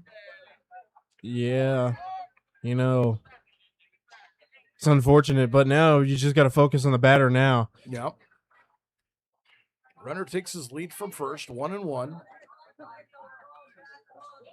There's a line drive out to right. Bremner takes a couple of steps to his right, puts it away, and there is one away. And luckily, Bremner was able to get the out. He didn't even have to move. That one was straight towards him. So now he gets the first out. So that'll bring up Josh Bush in.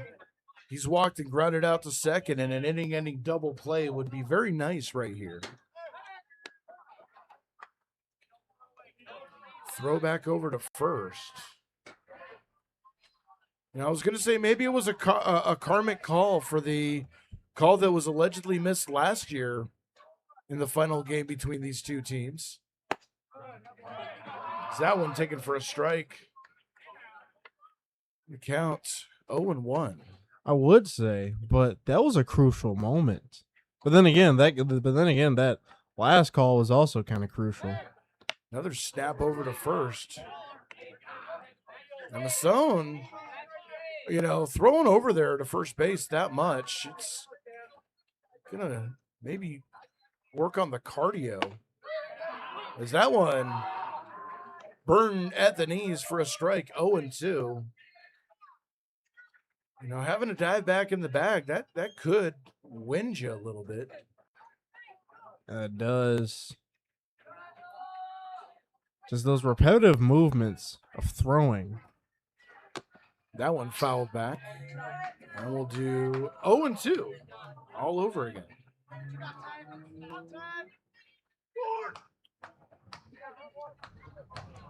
And Bushin being able to fight, stay alive here. He's protecting with an 0-2 count. And the pitch. Breaking ball just misses off the corner. And it's 1-2. That was a good pitch at a good time and a good location. I'm hearing some fan chatter. I think they're starting to get a little frustrated with the officiating. Oh, I think starting to is an understatement. They've been frustrated for a little while now, going all the way back to the play that ended the fifth inning. Chopper to first. JRC has it. 2-1. Throw back to first. In time. A double play. And the side is retired. No runs, a hit. Nobody left on base. And yeah, we're going to go to the bottom of the sixth inning. Stick around, folks. Anything can happen in this one. It's 3-1 Niagara.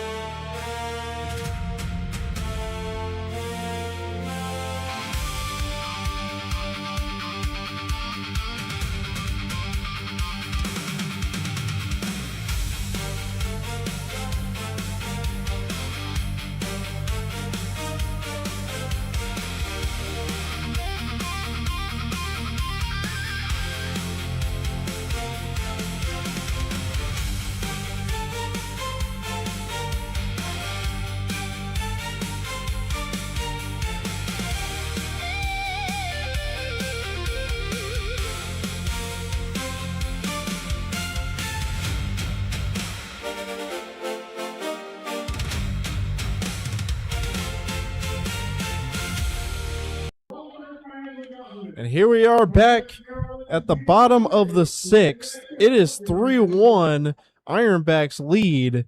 And starting it off here is more Kiefer and Weeks. And to tell you all about it is the legendary Dre Guinness.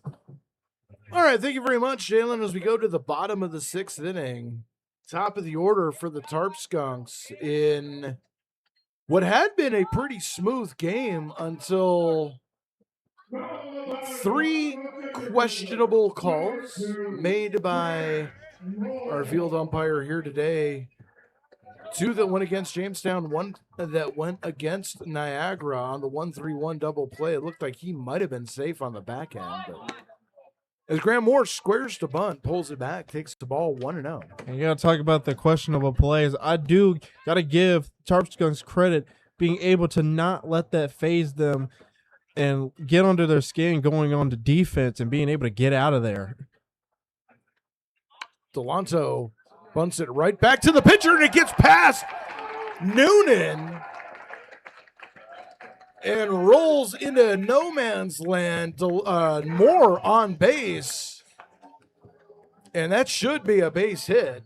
That is good. That was a good bunt. I thought that was hit straight to the pitcher, but he was able to miss it, and Grant beat it out. It had some wicked topspin on it because as soon as Noonan went over to try to glove it, when it hit the ground, it bounced, but it bounced instead of up and into the glove, it bounced just straight towards second. First pitch to Tito Kiefer, taken way outside for a ball, and it's 1-0. That's the thing when you lay down a bunt. Want to make it hard for them to make a play. I saw some light tossing in the Ironbacks bullpen earlier, but looks like that's been put to rest. Noonan's going to go for a while. Yeah, he's been on the mound for a while. Kiefer 0 for 2 on the day. There's a foul off to the right, and count evens up at 1 apiece. Flew out to right, grounded out to third back in the 4th inning.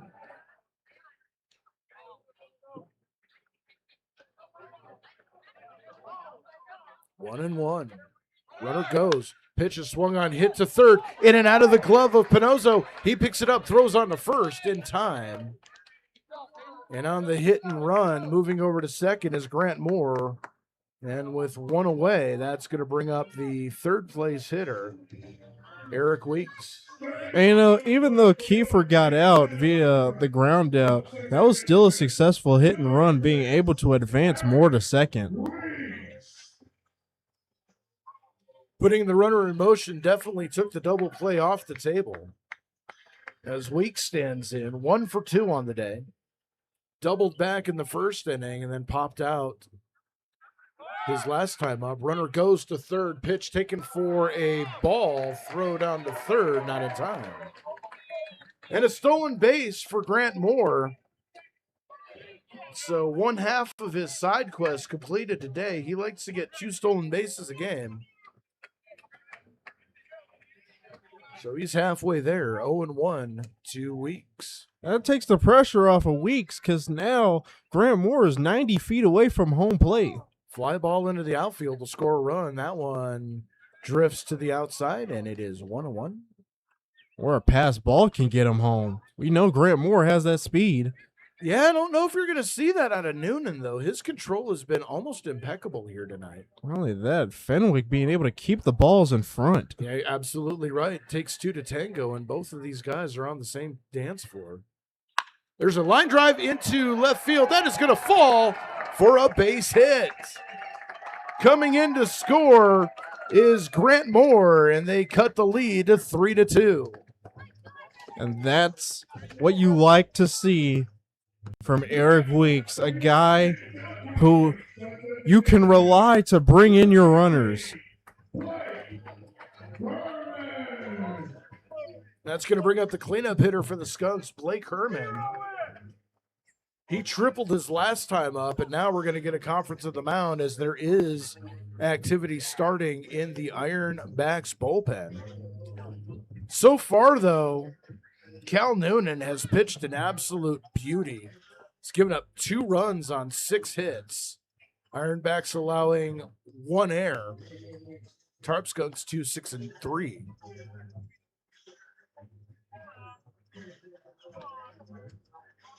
And for Blake Herman, an opportunity to tie up this ball game as the conference at the mound over. Not sure how much longer Noonan's leash is going to be here. He is on a tight one right now with action in the bullpen. And it's going to depend on how quickly they can get warm out there in the pen. Blake Herman hit a triple in his last at-bat. Absolute rope that went all the way to the Henry James sign, just to the right of the 414 sign. So 1 on, 1 out. Speedy Eric Weeks taking his lead off first. And the first pitch taken at the knees for a strike, 0-1. We talk about how far the dimensions is. I think Diethrich might have the longest center field in the league right now. Oh, without a doubt. 420 feet. 0-1. Herman wanted that one, but watched it low in the dirt. 1-1 the count. You saw that front leg of Herman just kind of buckle as he held up, but he really wanted to take a rope at that one. He did. But there is a shift in the outfield down left field. 1-1 fouled back. And the count goes to 1-2.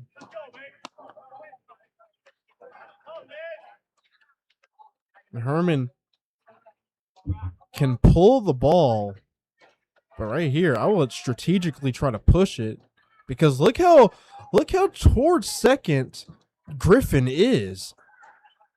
Swing and a miss, and Herman goes down on strikes. And I know Herman wants that at bat back. Unfortunately, he goes down on strikes, so now it is 2 outs.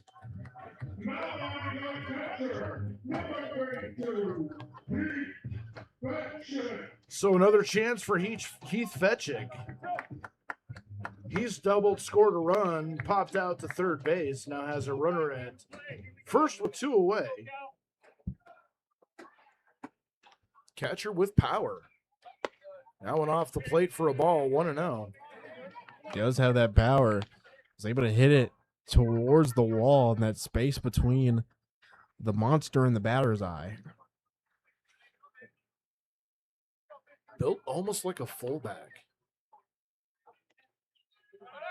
Runner goes, pitch taken for a strike, throw down to second. Gets away from Martin covering, and Weeks in with a stolen base. Again, Weeks showing his speed on the base path. Being able to steal another base. So now a base hit could tie this ball game. Count 1-1, 2 down here in the 6th inning.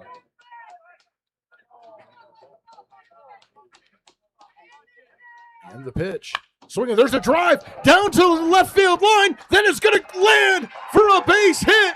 Weeks rounds third. He will score, motoring into second and holding up there with a 2-out double to tie the game is Heath Fetchig, and we're tied at 3. And that is what Heath Fetchig does.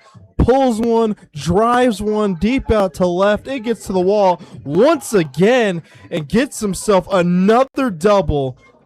Good job by Heath. And trades locations with Eric Weeks. Weeks comes in from second. Fetchig takes his spot, and Paul Delanto comes up with a chance to give the Skunks the lead. Now Paul Delanto is going to use this. He wants to get in this and get on this too. So here we go. First pitch taken low for a ball, 1-0. And this game has taken a drastic turn here in the bottom of the 6th inning. It's amazing a difference one inning can make. Noonan had been cruising, now finding himself in trouble. Fetchig took off and stopped, and lucky that, because he took off before Noonan went to make his pitch. He's lucky that Noonan didn't step off and pick him off there. We saw a number of pickoffs on early jumps in Batavia. Got picked off. 2-0. That one finds the zone, 2-1. Delanto saying that was inside. But now Delanto just got to focus on the next pitch.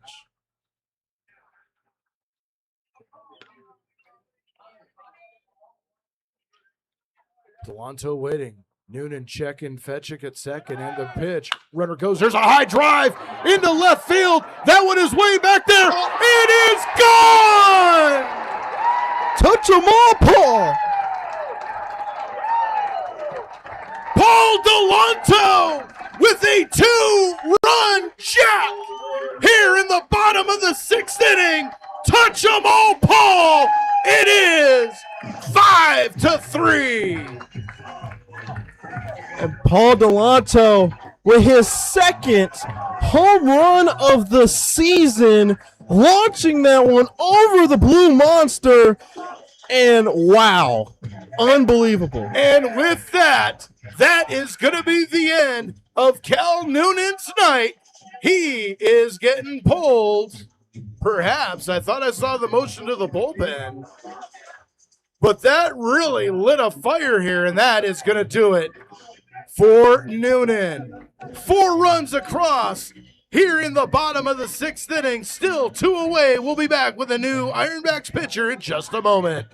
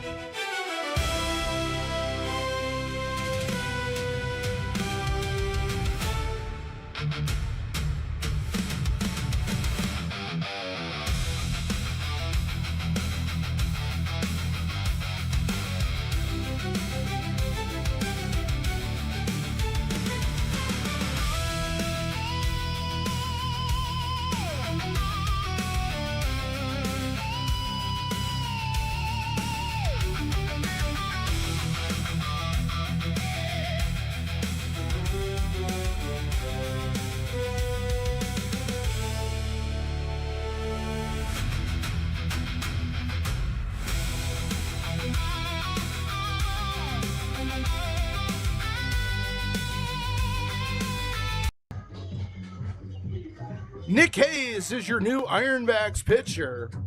He comes in. His 4th appearance, has no record. 3 innings pitched. He's given up 1 hit, struck out 5, has a 0.0 ERA. And you have to think the Ironbacks are wishing they had brought him in 1 hitter earlier. And like I said before, Paul Delanto wanted to get in on that, and he definitely delivered, and he just changed this game upside down. You know, it was funny. I talked to him in the parking lot before the game as I was about to head out to the local convenience store to get my water of choice today. And he said, I hope I give you a good call. Well, Paul, you gave me a fantastic call with your uncle sitting in the stands. And wow, Delanto lighting this place up with a 2-run jack. After it seemed like the Ironbacks were going to cruise here.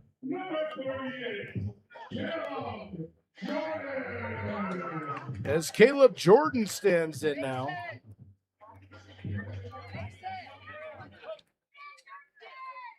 Wow. 5-3 now, the score. Skunks over the Ironbacks. As the first pitch comes way inside and goes all the way to the backstop. 1-0 to Caleb Jordan. Sacrifice fly back in the 2nd inning, bringing home Heath Fetchick for the first Tarp Skunks run, and then reached on an error his last time up. Officially 0 for 1, takes a ball, Count goes to 2-0. Hayes is coming in with some heat right here. You know, I was going to change the name from the Blue Monster to the Blue Meanie. You know, a little nod to the old Beatles, the Yellow Submarine. Either way you cook it, Paul Delanto beat it as that one swung on a miss for a strike. 2-1. And again, he now leads the team with home runs. That's the first Tarp Skunk home run here at home this season. Last season we saw 5 come across or go out. And the 2-1 pitch. That one taken for a strike, and it's 2-2. 4 runs here in the bottom of the 6th inning. And the Skunks are in the driver's seat. And it looks like Massone's going to come out for the 7th inning, as there is no action in the bullpen. There's a chopper toward first, gloved by Doctor. He takes it to the bag himself, and the inning is over. But the Tarp Skunks take the lead on the 2-run home run from Touch'em-all Paul Delanto. We go to the top of the 7th inning. Jalen Ferguson on deck. 5-3 Tarp Skunks.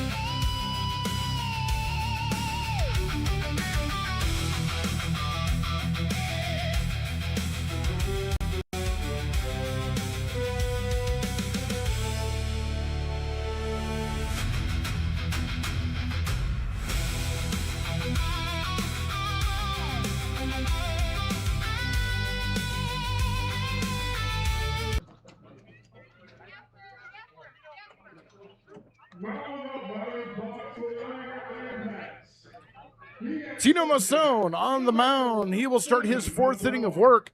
He will face Mador. 9 and 10, and here's Jalen Ferguson. I'm scattered. So here's the first pitch, and that one is fouled into the concourse area.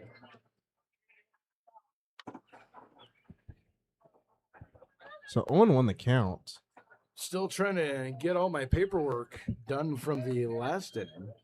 It was Mador, Griffin, and Decker. Griffin on deck. Griffin, okay. See, I can't read my own writing.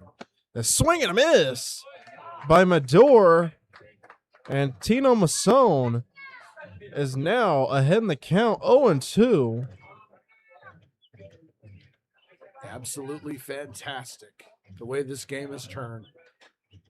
Looked like the Skunks were going to be frustrated for the evening here. That one misses for a ball, 1-2. But a fortuitous turn of events in the bottom of the 6th inning. And I got to give credit to the Tarp Skunks being able to not let those questionable calls get in their minds and just being able to turn this game around, as that one is foul behind the plate. That will definitely lighten the mood in the Tarp Skunks dugout. Get you caught up on a couple of scores around the rest of the league as we wait for the next pitch. Auburn has a 5-2 lead over Geneva. That is in the bottom of the 6th inning. Niagara Falls trailing the Olean Oilers 10-2. That one in the bottom of the 6th. And Batavia 10-0 over the Newark Pilots. That one's in the dirt for a ball, 2-2.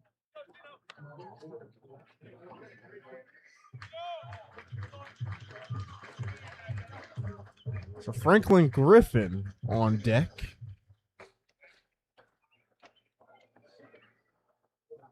It's the 2-2 pitch to Mador. That one has popped up. Heath Fetchick getting the call and making the catch for the out. And so now it is one away, and that's going to bring up the second baseman, Franklin Griffin. And that's exactly the kind of first out that you want to start the inning. So Tarp Skunks lead 5-3 as they put up 4 in the bottom of the 6th. I want to get out of the top of the 7th very quickly. That one is in. That one missed for a ball. A little questionable on that call. So I want to know the count to to Franklin Griffin. That one is down low for a ball. 2-0.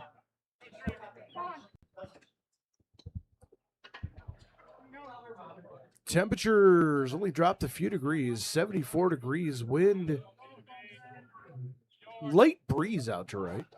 That one is hit down the right field line, fouled. Griffin 0 for 2 on the day. He grounded out to third. He's also flown out to center field. 2-1 the count to Franklin Griffin. And it looks like there is someone That one is hit, fouled.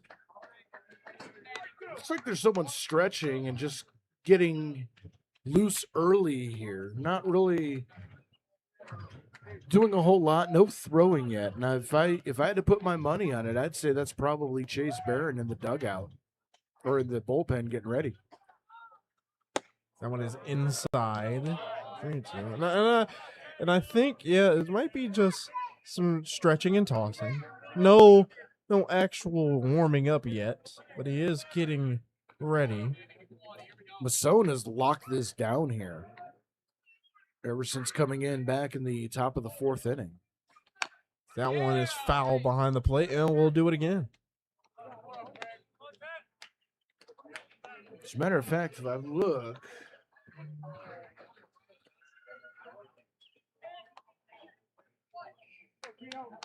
with the exception of a walk, he's been perfect. So 3-2. And that one gets behind Fetchick, and that will be a walk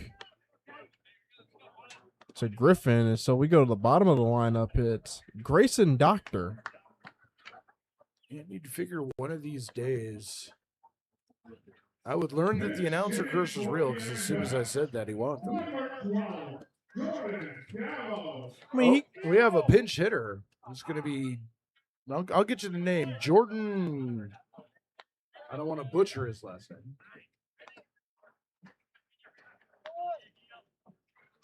I think it's Jordan Gallows is what I heard. Jordan Gallo?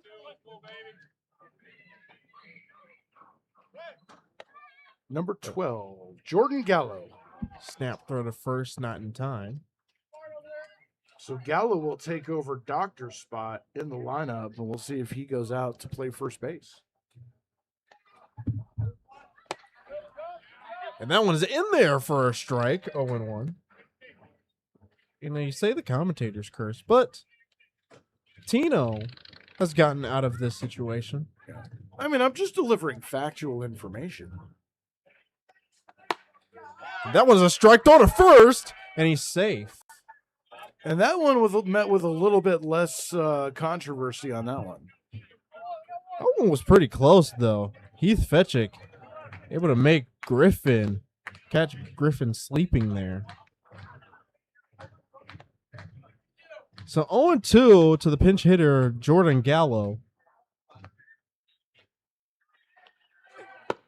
That one misses for a ball. So 1-2. Now, Fetchick's already thrown out at least one runner today, trying to steal. So he does have that arm. A snap throw to first, not in time. Fetchick and Lindquist are two catchers that are pretty hard to get a jump on. And don't forget Delanto. He's dangerous behind the dish as well. He is. So one thing the Tarp Skunks have had since I've been here is just a collection of excellent catchers. There's now time called. It looks like a little dirt in the eye of Griffin over at first base. Back in 2024, they had Noah Brooks, Henry Juwan, and Julian Sauger. Unfortunately, Sauger ended up with a pulled oblique and ended up missing the rest of the season after 2 weeks. So it was pretty much Juwan and Noah Brooks. Last year, Jacob Haynes, Nate Borchardt, and Branston Lindquist. A swing and a miss. And another strikeout for Tino Masson. And that's going to bring us to the top of the lineup. It's Peyton Panozzo. And now this year, that rich catcher tradition continues with Lindquist, Delanto, and Fetchick. I mean, it's good to have catchers. I mean, catchers nowadays, it's pretty hard to come by. Yeah, to be able to cultivate and gather in that many quality catchers on one team. Huge. That one hit him in the elbow guard, and so another base runner for the Ironbacks, and that's going to bring in the shortstop, Cooper Martin.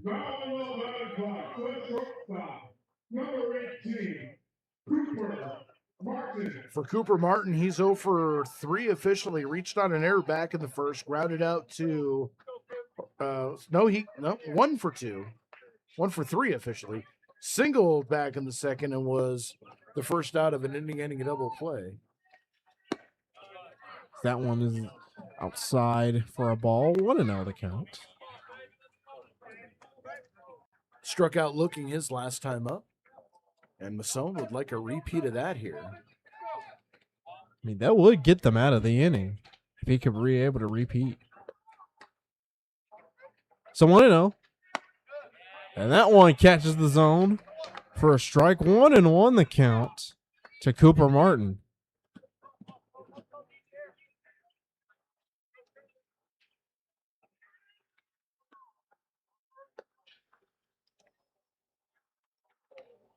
So Griffin at second. That one misses for a ball. 2-1. Griffin at second. Panozzo at first. And Cooper Martin at the plate. Now, Masson is in the position now where he has to be selectively aggressive with 2 on. As that one is a towering fly ball. 3 people trying to make the catch, but it's going to be Bremner to make the catch for the out, and the Tarp Skunks get out of the inning. No hits, no errors. We go to the bottom of the 7th. It is 5-3.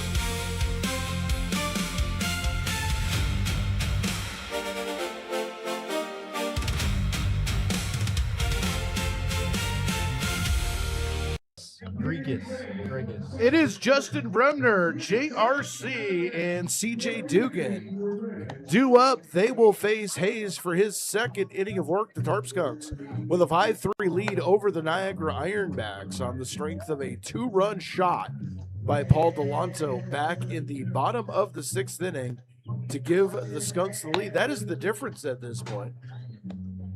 Yeah. In Tarp Skunks baseball, in a lot of these games, they rely on the one inning.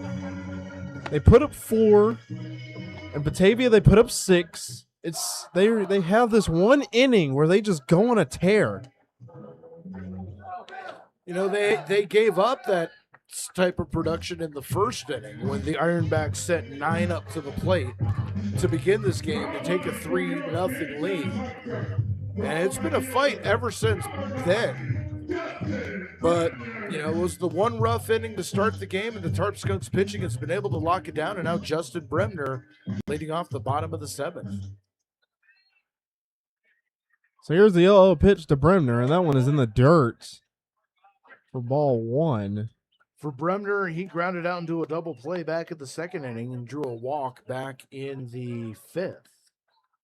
So 0 for 1 officially. You know, he would love to join in on this hit parade, get something else going here to start off the 7th. So 1-0. Swing and a miss by Justin Bremner. Is 1-1 that game. You know, I got a chance to talk to Bremner in the game in Geneva yesterday. He's a really nice guy. Oh, one of the best. He talked about how he has his Minecraft server that he plays with Grant Moore and all the other Canisius crew. Oh, really? That's something I didn't know about. That's something I never got into, though, Minecraft. I could something about just everything being just 3D blocks. Just I could never get into. Yeah, he said he's a PC player. Really? So 1-2 to Bremner. That one is outside for a ball. 2-2. You know, it's kind of interesting. You know, I've been talking a lot with the team and everything. It's always interesting to find out things that you have in common, especially someone my age and these kids. You know, they're 30 years younger than me, and you wouldn't think that there's a lot of commonality in there, but you know, we've got some things in common here. That one is also in the dirt. 3-2 the count. You know, yeah, because they all game. Oh yeah. We talked about what we do during our off days. He said that the Minecraft server, that is Blake Herman's server that they all play on. I would love to be a 3D block fly on the wall on that one. As that one is hit to Pananzo, throw it on the first, stretches out and he's safe! And the umpire said that he got off the bag, and so Justin Bremner gets on via a single. Yeah, and it should be ruled a base hit because that was an exceptionally close play. We'll see what they score it. I'll keep my eye on that one. So that'll bring up the first baseman, JRC.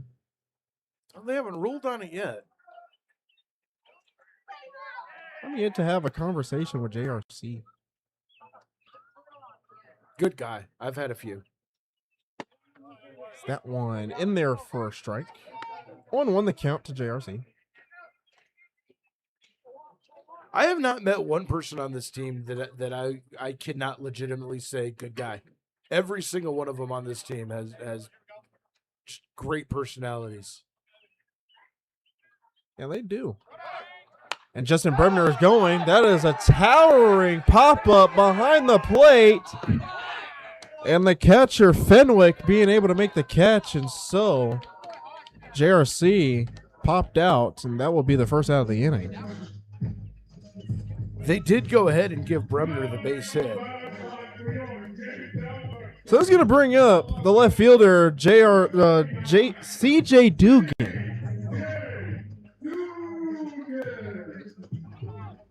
With one away here. 1 for 2 on the day. Does have a base hit. Unfortunately, JRC just popped up. Justin Bremner was stealing there. It's a snap throw to first. Not in time. Yeah, Bremner's got good speed. Part of that speedster group. It's a lot of those. You talk about how they stacked up on catchers. They also stacked up on speed. As a swing and a miss by CJ Dugan. Well, you know, like I said, Speed creates pressure. Pressure creates opportunities.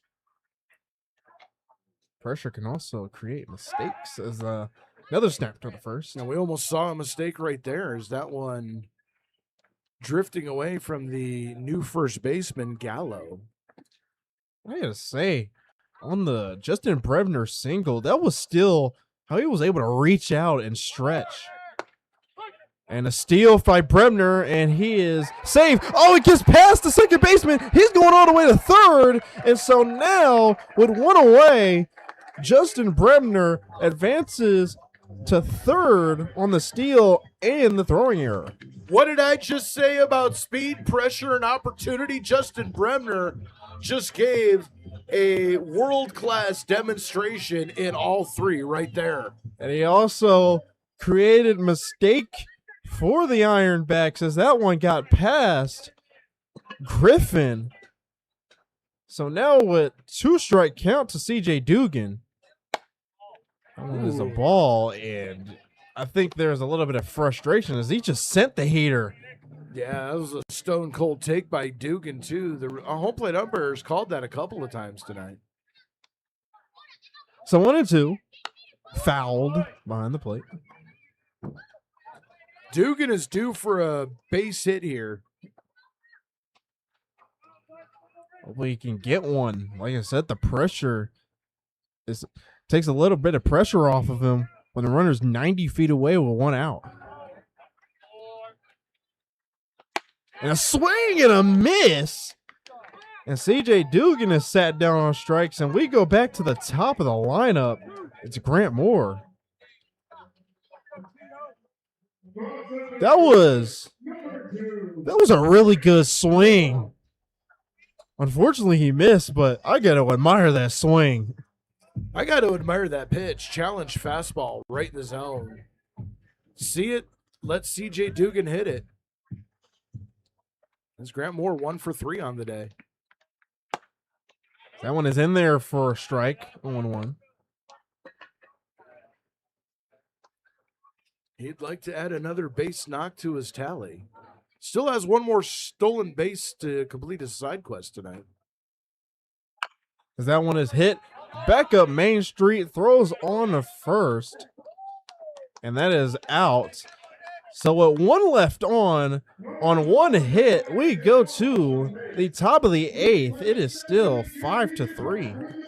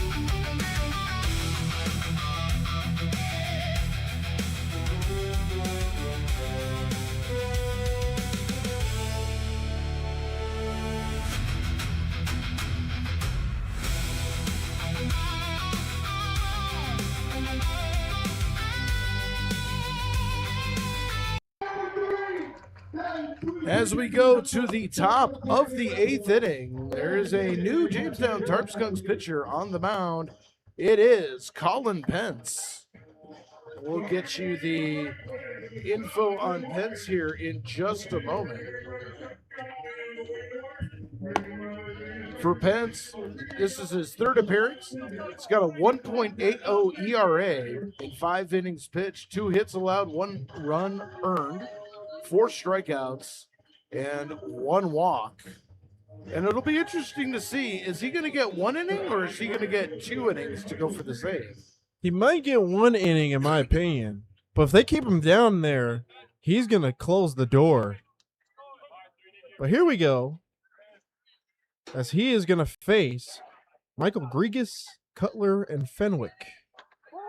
And the bunt shown but pulled back. 1-0. We haven't seen Pence in a while. He's back, getting his work. He's been I would say managed well at this point. He's someone you're going to need down the stretch.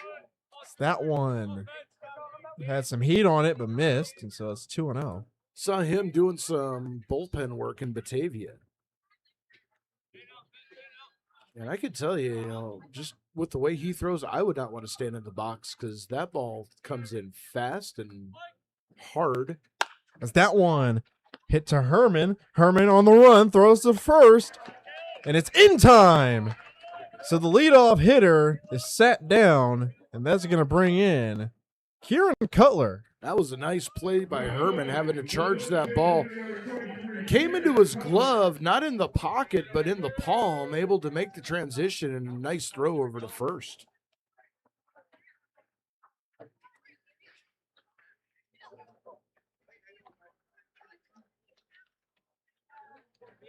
So one down. Here's Kieran Cutler, and that one is hit into the Ironbacks bullpen. Oh, and he hit it off the light stanchion. That's bonus points. How often have you seen that? A couple times this season. Had one that actually went in the light bulb and bounced back out without breaking the light bulb back in 24. That one misses for a ball. 1-1. It's amazing the weird, innocuous, mindless things that will stick into your head that you'll completely forget about until something similar happens. Yep. That one is in the dirt and bounces. That one almost bounced in the booth. That just shows you how much speed he's putting on this. Definitely tell you I would not want to get hit by one of those. Oh yeah. What we saw in the Batavia bullpen? No. 2-1. As that one is hit. That came off the bat pretty fast. And Cutler gets the first knock here in the top of the 8th. That's the first hit for Niagara in a while. Yeah, good job by Tarp Skunks putting up all these zeros. That's going to bring in Anderson Fenwick. Fenwick 0 for 2. He's walked, he's struck out, and he's grounded back to the pitcher. As that one misses for a ball. 1-0. Again, a reminder, we're going to be back on the air, weather permitting, tomorrow, 4 p.m. first pitch for a doubleheader scheduled against Elmira. You're going to want to keep your eye on the Skunks social media for game updates. That one misses for a ball. Really? 2-0. That's as good as a spot as you want, but he did not get the call. So now 2-0. Snap throw to first. Not done. The lights are taking over the field here. Wonder if that changes the view a little bit. 2-0. Is that one? That one fouled, and I don't think that hit anywhere up in the press box. That might have hit the fence next to the left camera. Yeah, that came close to the left camera.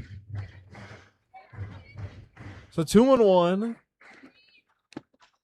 That one in the dirt, and Heath tosses the mask, but gets it back. Yeah, that's just good basic catcher fundamentals. You don't want to take the mask off and drop it while scrambling for a loose ball, lest you get your cleats stuck in it and do some damage to an ankle or a knee. You toss it out of the way. There's that one. And that one's in the concourse area. And you flinched at that one a little bit. That one was right over my head. You haven't heard the story as to why I flinched like that, though. Yeah, true. I haven't told the story since 24. I might tell you in the bottom of the 8th. Story time with Dre Guinness. Snapped on the first, not in time. Always a good time. That should be the traditional bottom of the eighth inning thing. Well, the problem with that is most of my stories can't be aired. Because that one is hit. And that one, Grant Moore on his horse. And CJ Dugan makes the catch. And that is a big second out.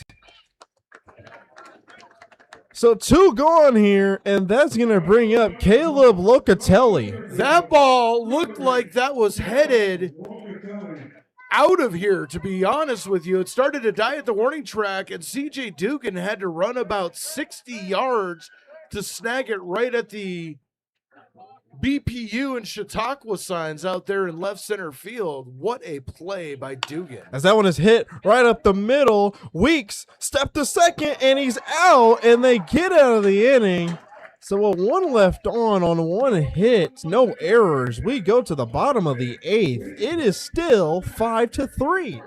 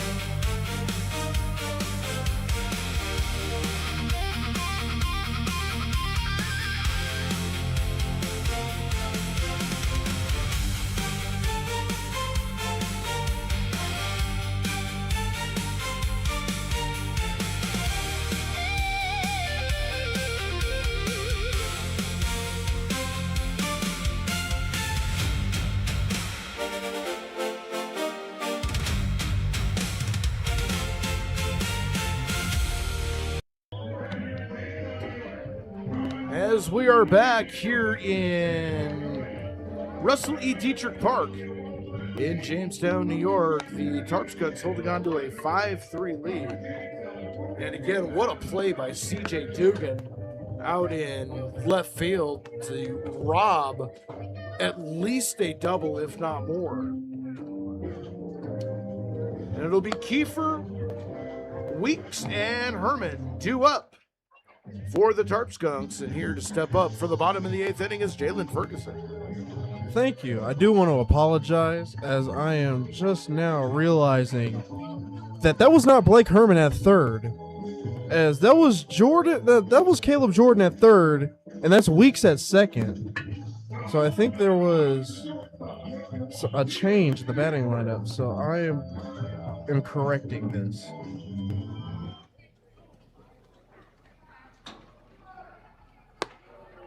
So Tito Kiefer to lead it off. Kiefer officially 0 for 3 on the day. He would like to join the Tarp Skunks hit parade. Tarp Skunks with 9 hits so far tonight. Is that one held up in time? So it's 1-1 the count.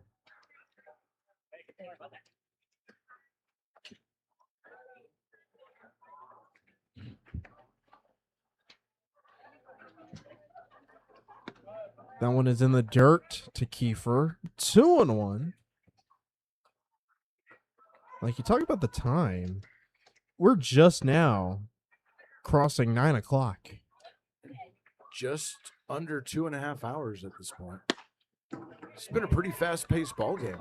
That one had some heat on it, but missed. 3-1. You could hear that snap, too. Had some aggression. And that misses, and so Kiefer will take his base, and that will bring in the second baseman, Eric Weeks. It was a good time for a leadoff walk late in the ball game. An insurance run would definitely be welcome here.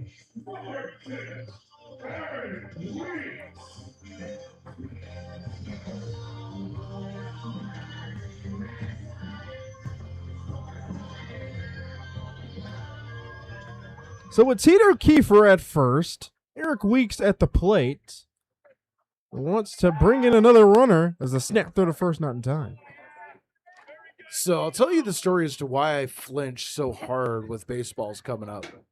Even though someone who's played baseball for many years,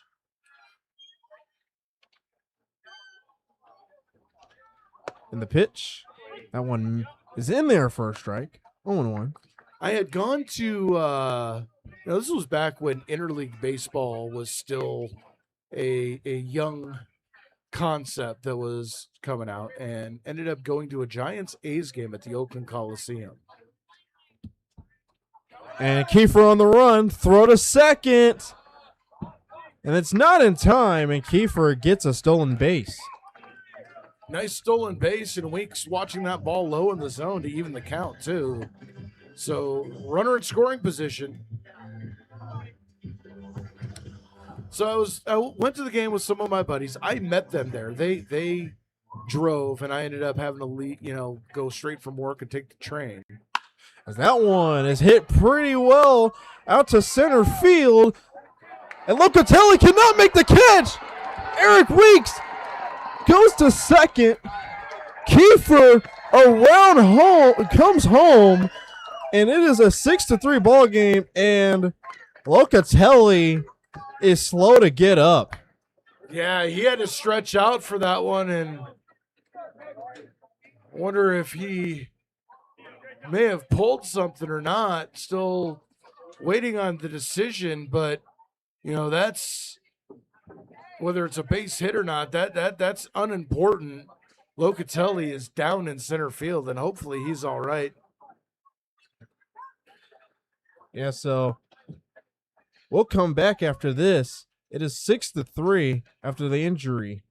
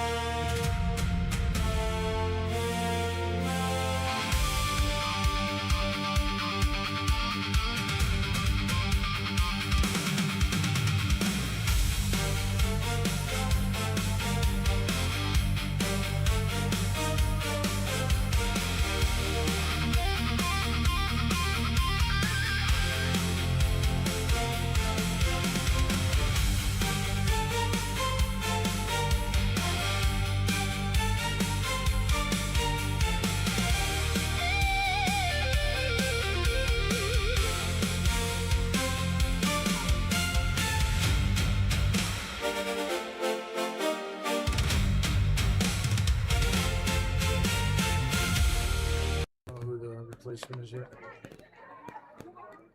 Locatelli is going to come out of the game trying to get the number on the replacement. It looks like number 34. We'll see if we can get you a name with that.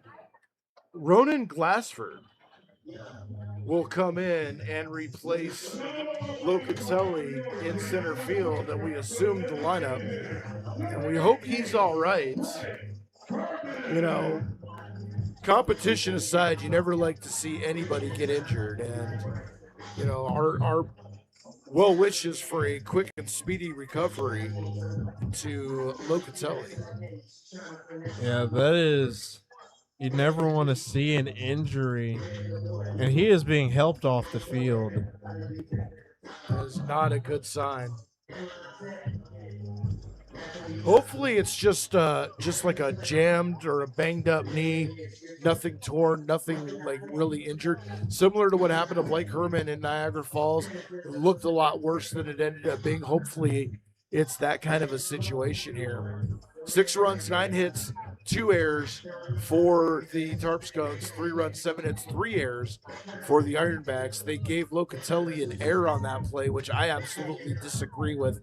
That was in no way, shape, or form a routine baseball play. And Eric Weeks does not get the RBI on that one. So here comes Blake Herman, shows bunt. And that one He missed the bunt, so it is 0-1 the count. You know, that happened so fast. I didn't know if he put it down or if he fouled it or anything. I missed the whole thing, so I couldn't tell you. So 0-1. And Blake Herman won at that, but left it alone. 1-1. I'm sitting here trying to figure out some things here in my scorebook. I should be paying attention to the ballgame, I think. Do I think? Well, you got a lot of going on over there. That one is fouled behind the plate. So to continue the story, I'd gone to a Giants Hayes game at the Oakland Coliseum, and my friends got there first. I had to take the train, so I arrived separately.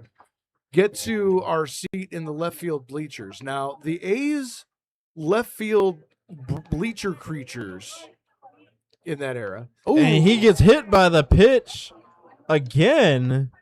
And so Blake Herman takes another base via hit by pitch. Blake Herman's going to have to come up there wearing tactical armor under his jersey after all the hit by pitches that he's taken this season. He gets a hit by pitch at least one time a game. I'm going to have to go back and look. He might have a hit by pitch streak going. He got hit by the pitch last night against Geneva. And I know he got one in Batavia. Crazy.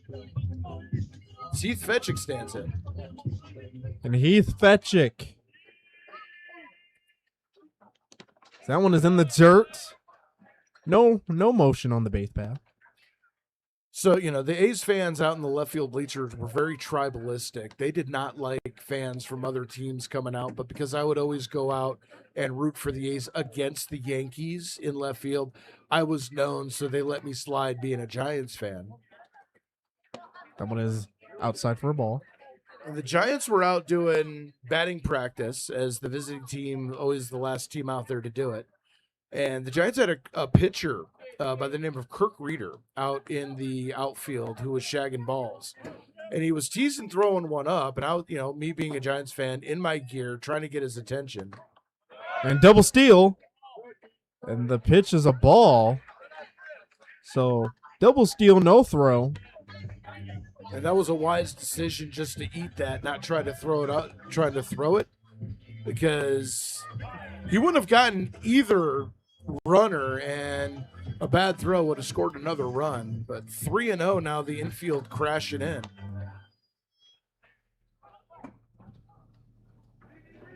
We'll finish the story momentarily. He's trying to pitch around Heath. That one is in there. They got to have it. So I was trying to get Reader's attention, and I hear, look up, or heads up. And thankfully I didn't look up. That one is in there for a strike. 3-2. And that's a bit of an expansion on the strike zone there, but we'll see if Fetchick can lock in, get himself a base knock here. Got two in scoring position. Now time called. So I hear heads up. And again, thankfully I didn't look up because Rich Aurelia, the Giants shortstop at the time, had hit a ball that made a beeline and hit me right in the bridge of the nose. Broke my nose, and to this day I can still feel the crack, but also knocked me out unconscious for about 5 minutes. Here's the best part of the story to some. I used to work as an ambulance dispatcher for American Medical Response that handled assigning EMTs to the Oakland Coliseum. As that one is hit, and a stop by the third baseman, throw to first. And so Heath Fetchick is down via the 5-3 ground out. That was a good piece of defense by Pinozzo down at third. Watched the ball in his glove, immediately turned, and watched Weeks back to third before he made the throw over to first. That's going to be Paul Delanto, and he gets on via the automatic walk.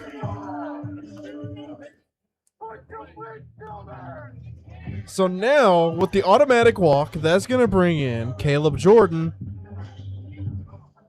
And now there's going to be a conversation at the mound.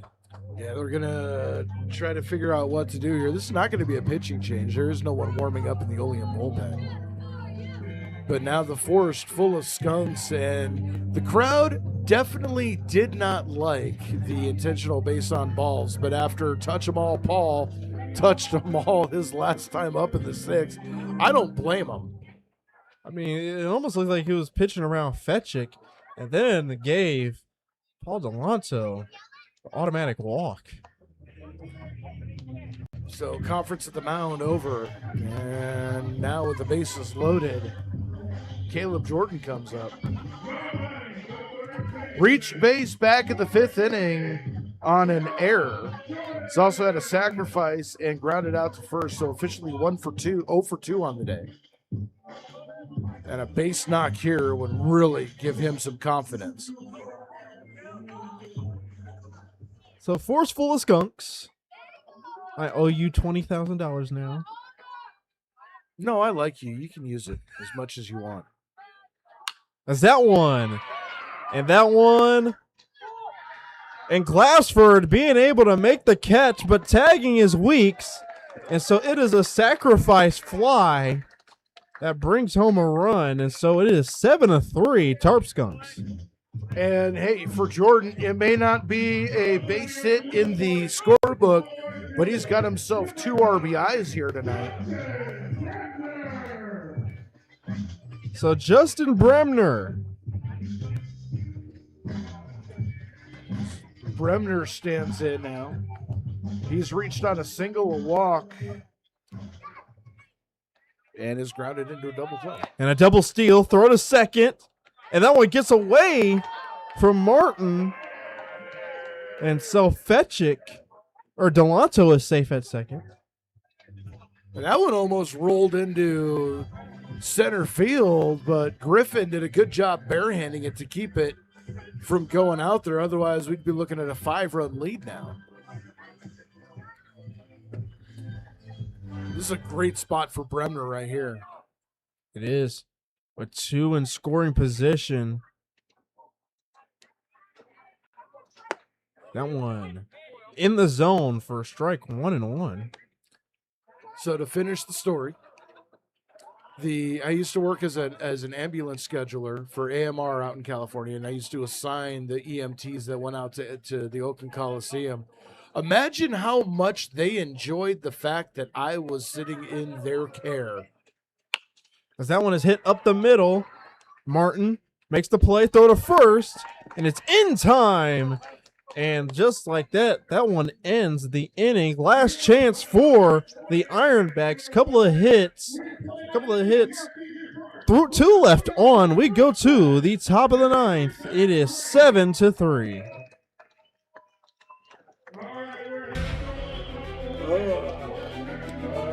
So that's why I flinched so much. Because you pretty much had a 150-mile-an-hour hit. Yeah. And that was one of 21 documented concussions. 21?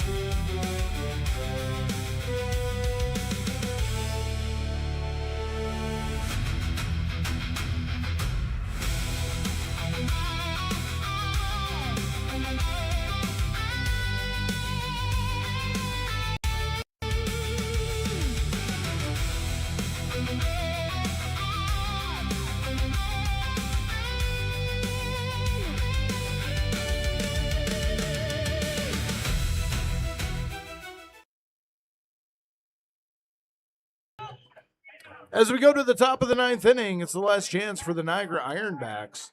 And they will send to the plate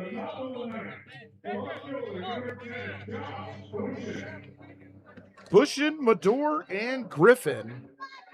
7, 8, 9 here.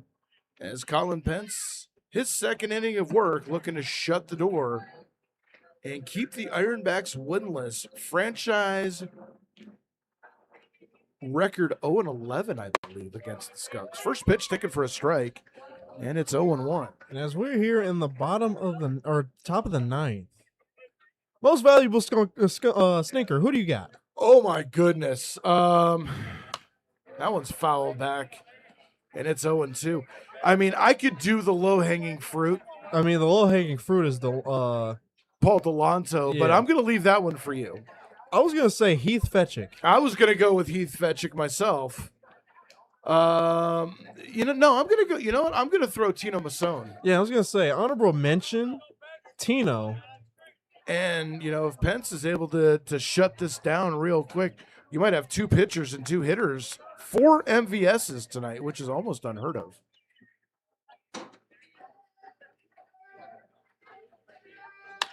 There's a ground ball too short. Easy play, throw on to first. And Kiefer throws him out, 1 away. And the Ironbacks are down to their final 2 outs.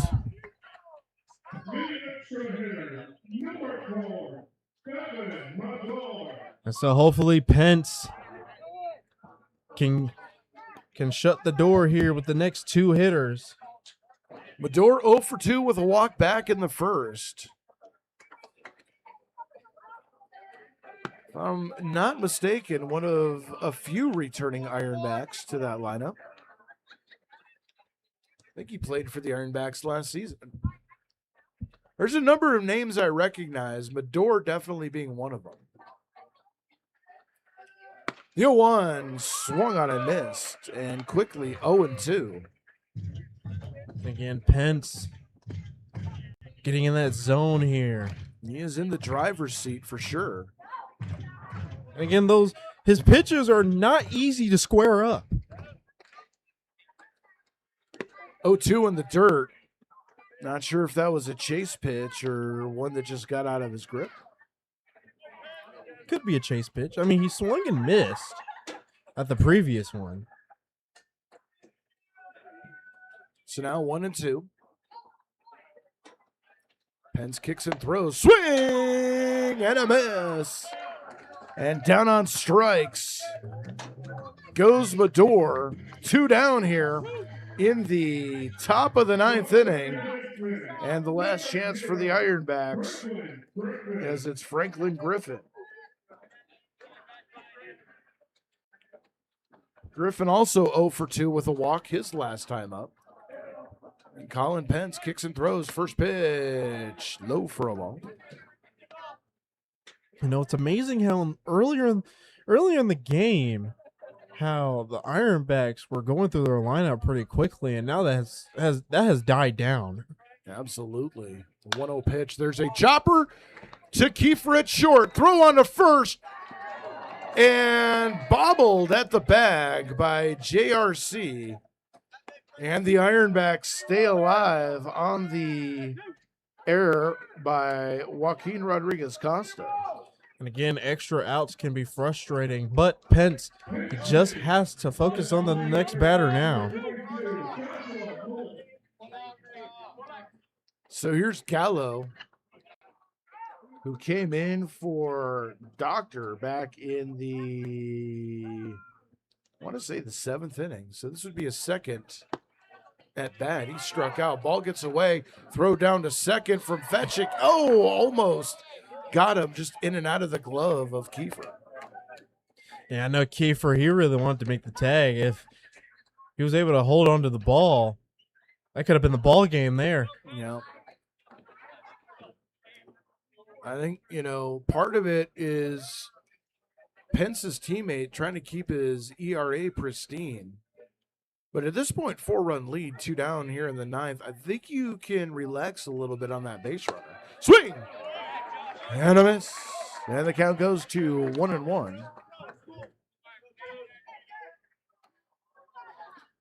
Again, tomorrow, doubleheader scheduled against Elmira. There is some weather expected to come in, so Make sure you're following the Tarp Skunks social media to find out whether that double header will take place tomorrow, as the next pitch comes in on the inside corner for a called strike 2, and the Ironbacks are down to their final strike of the ball game.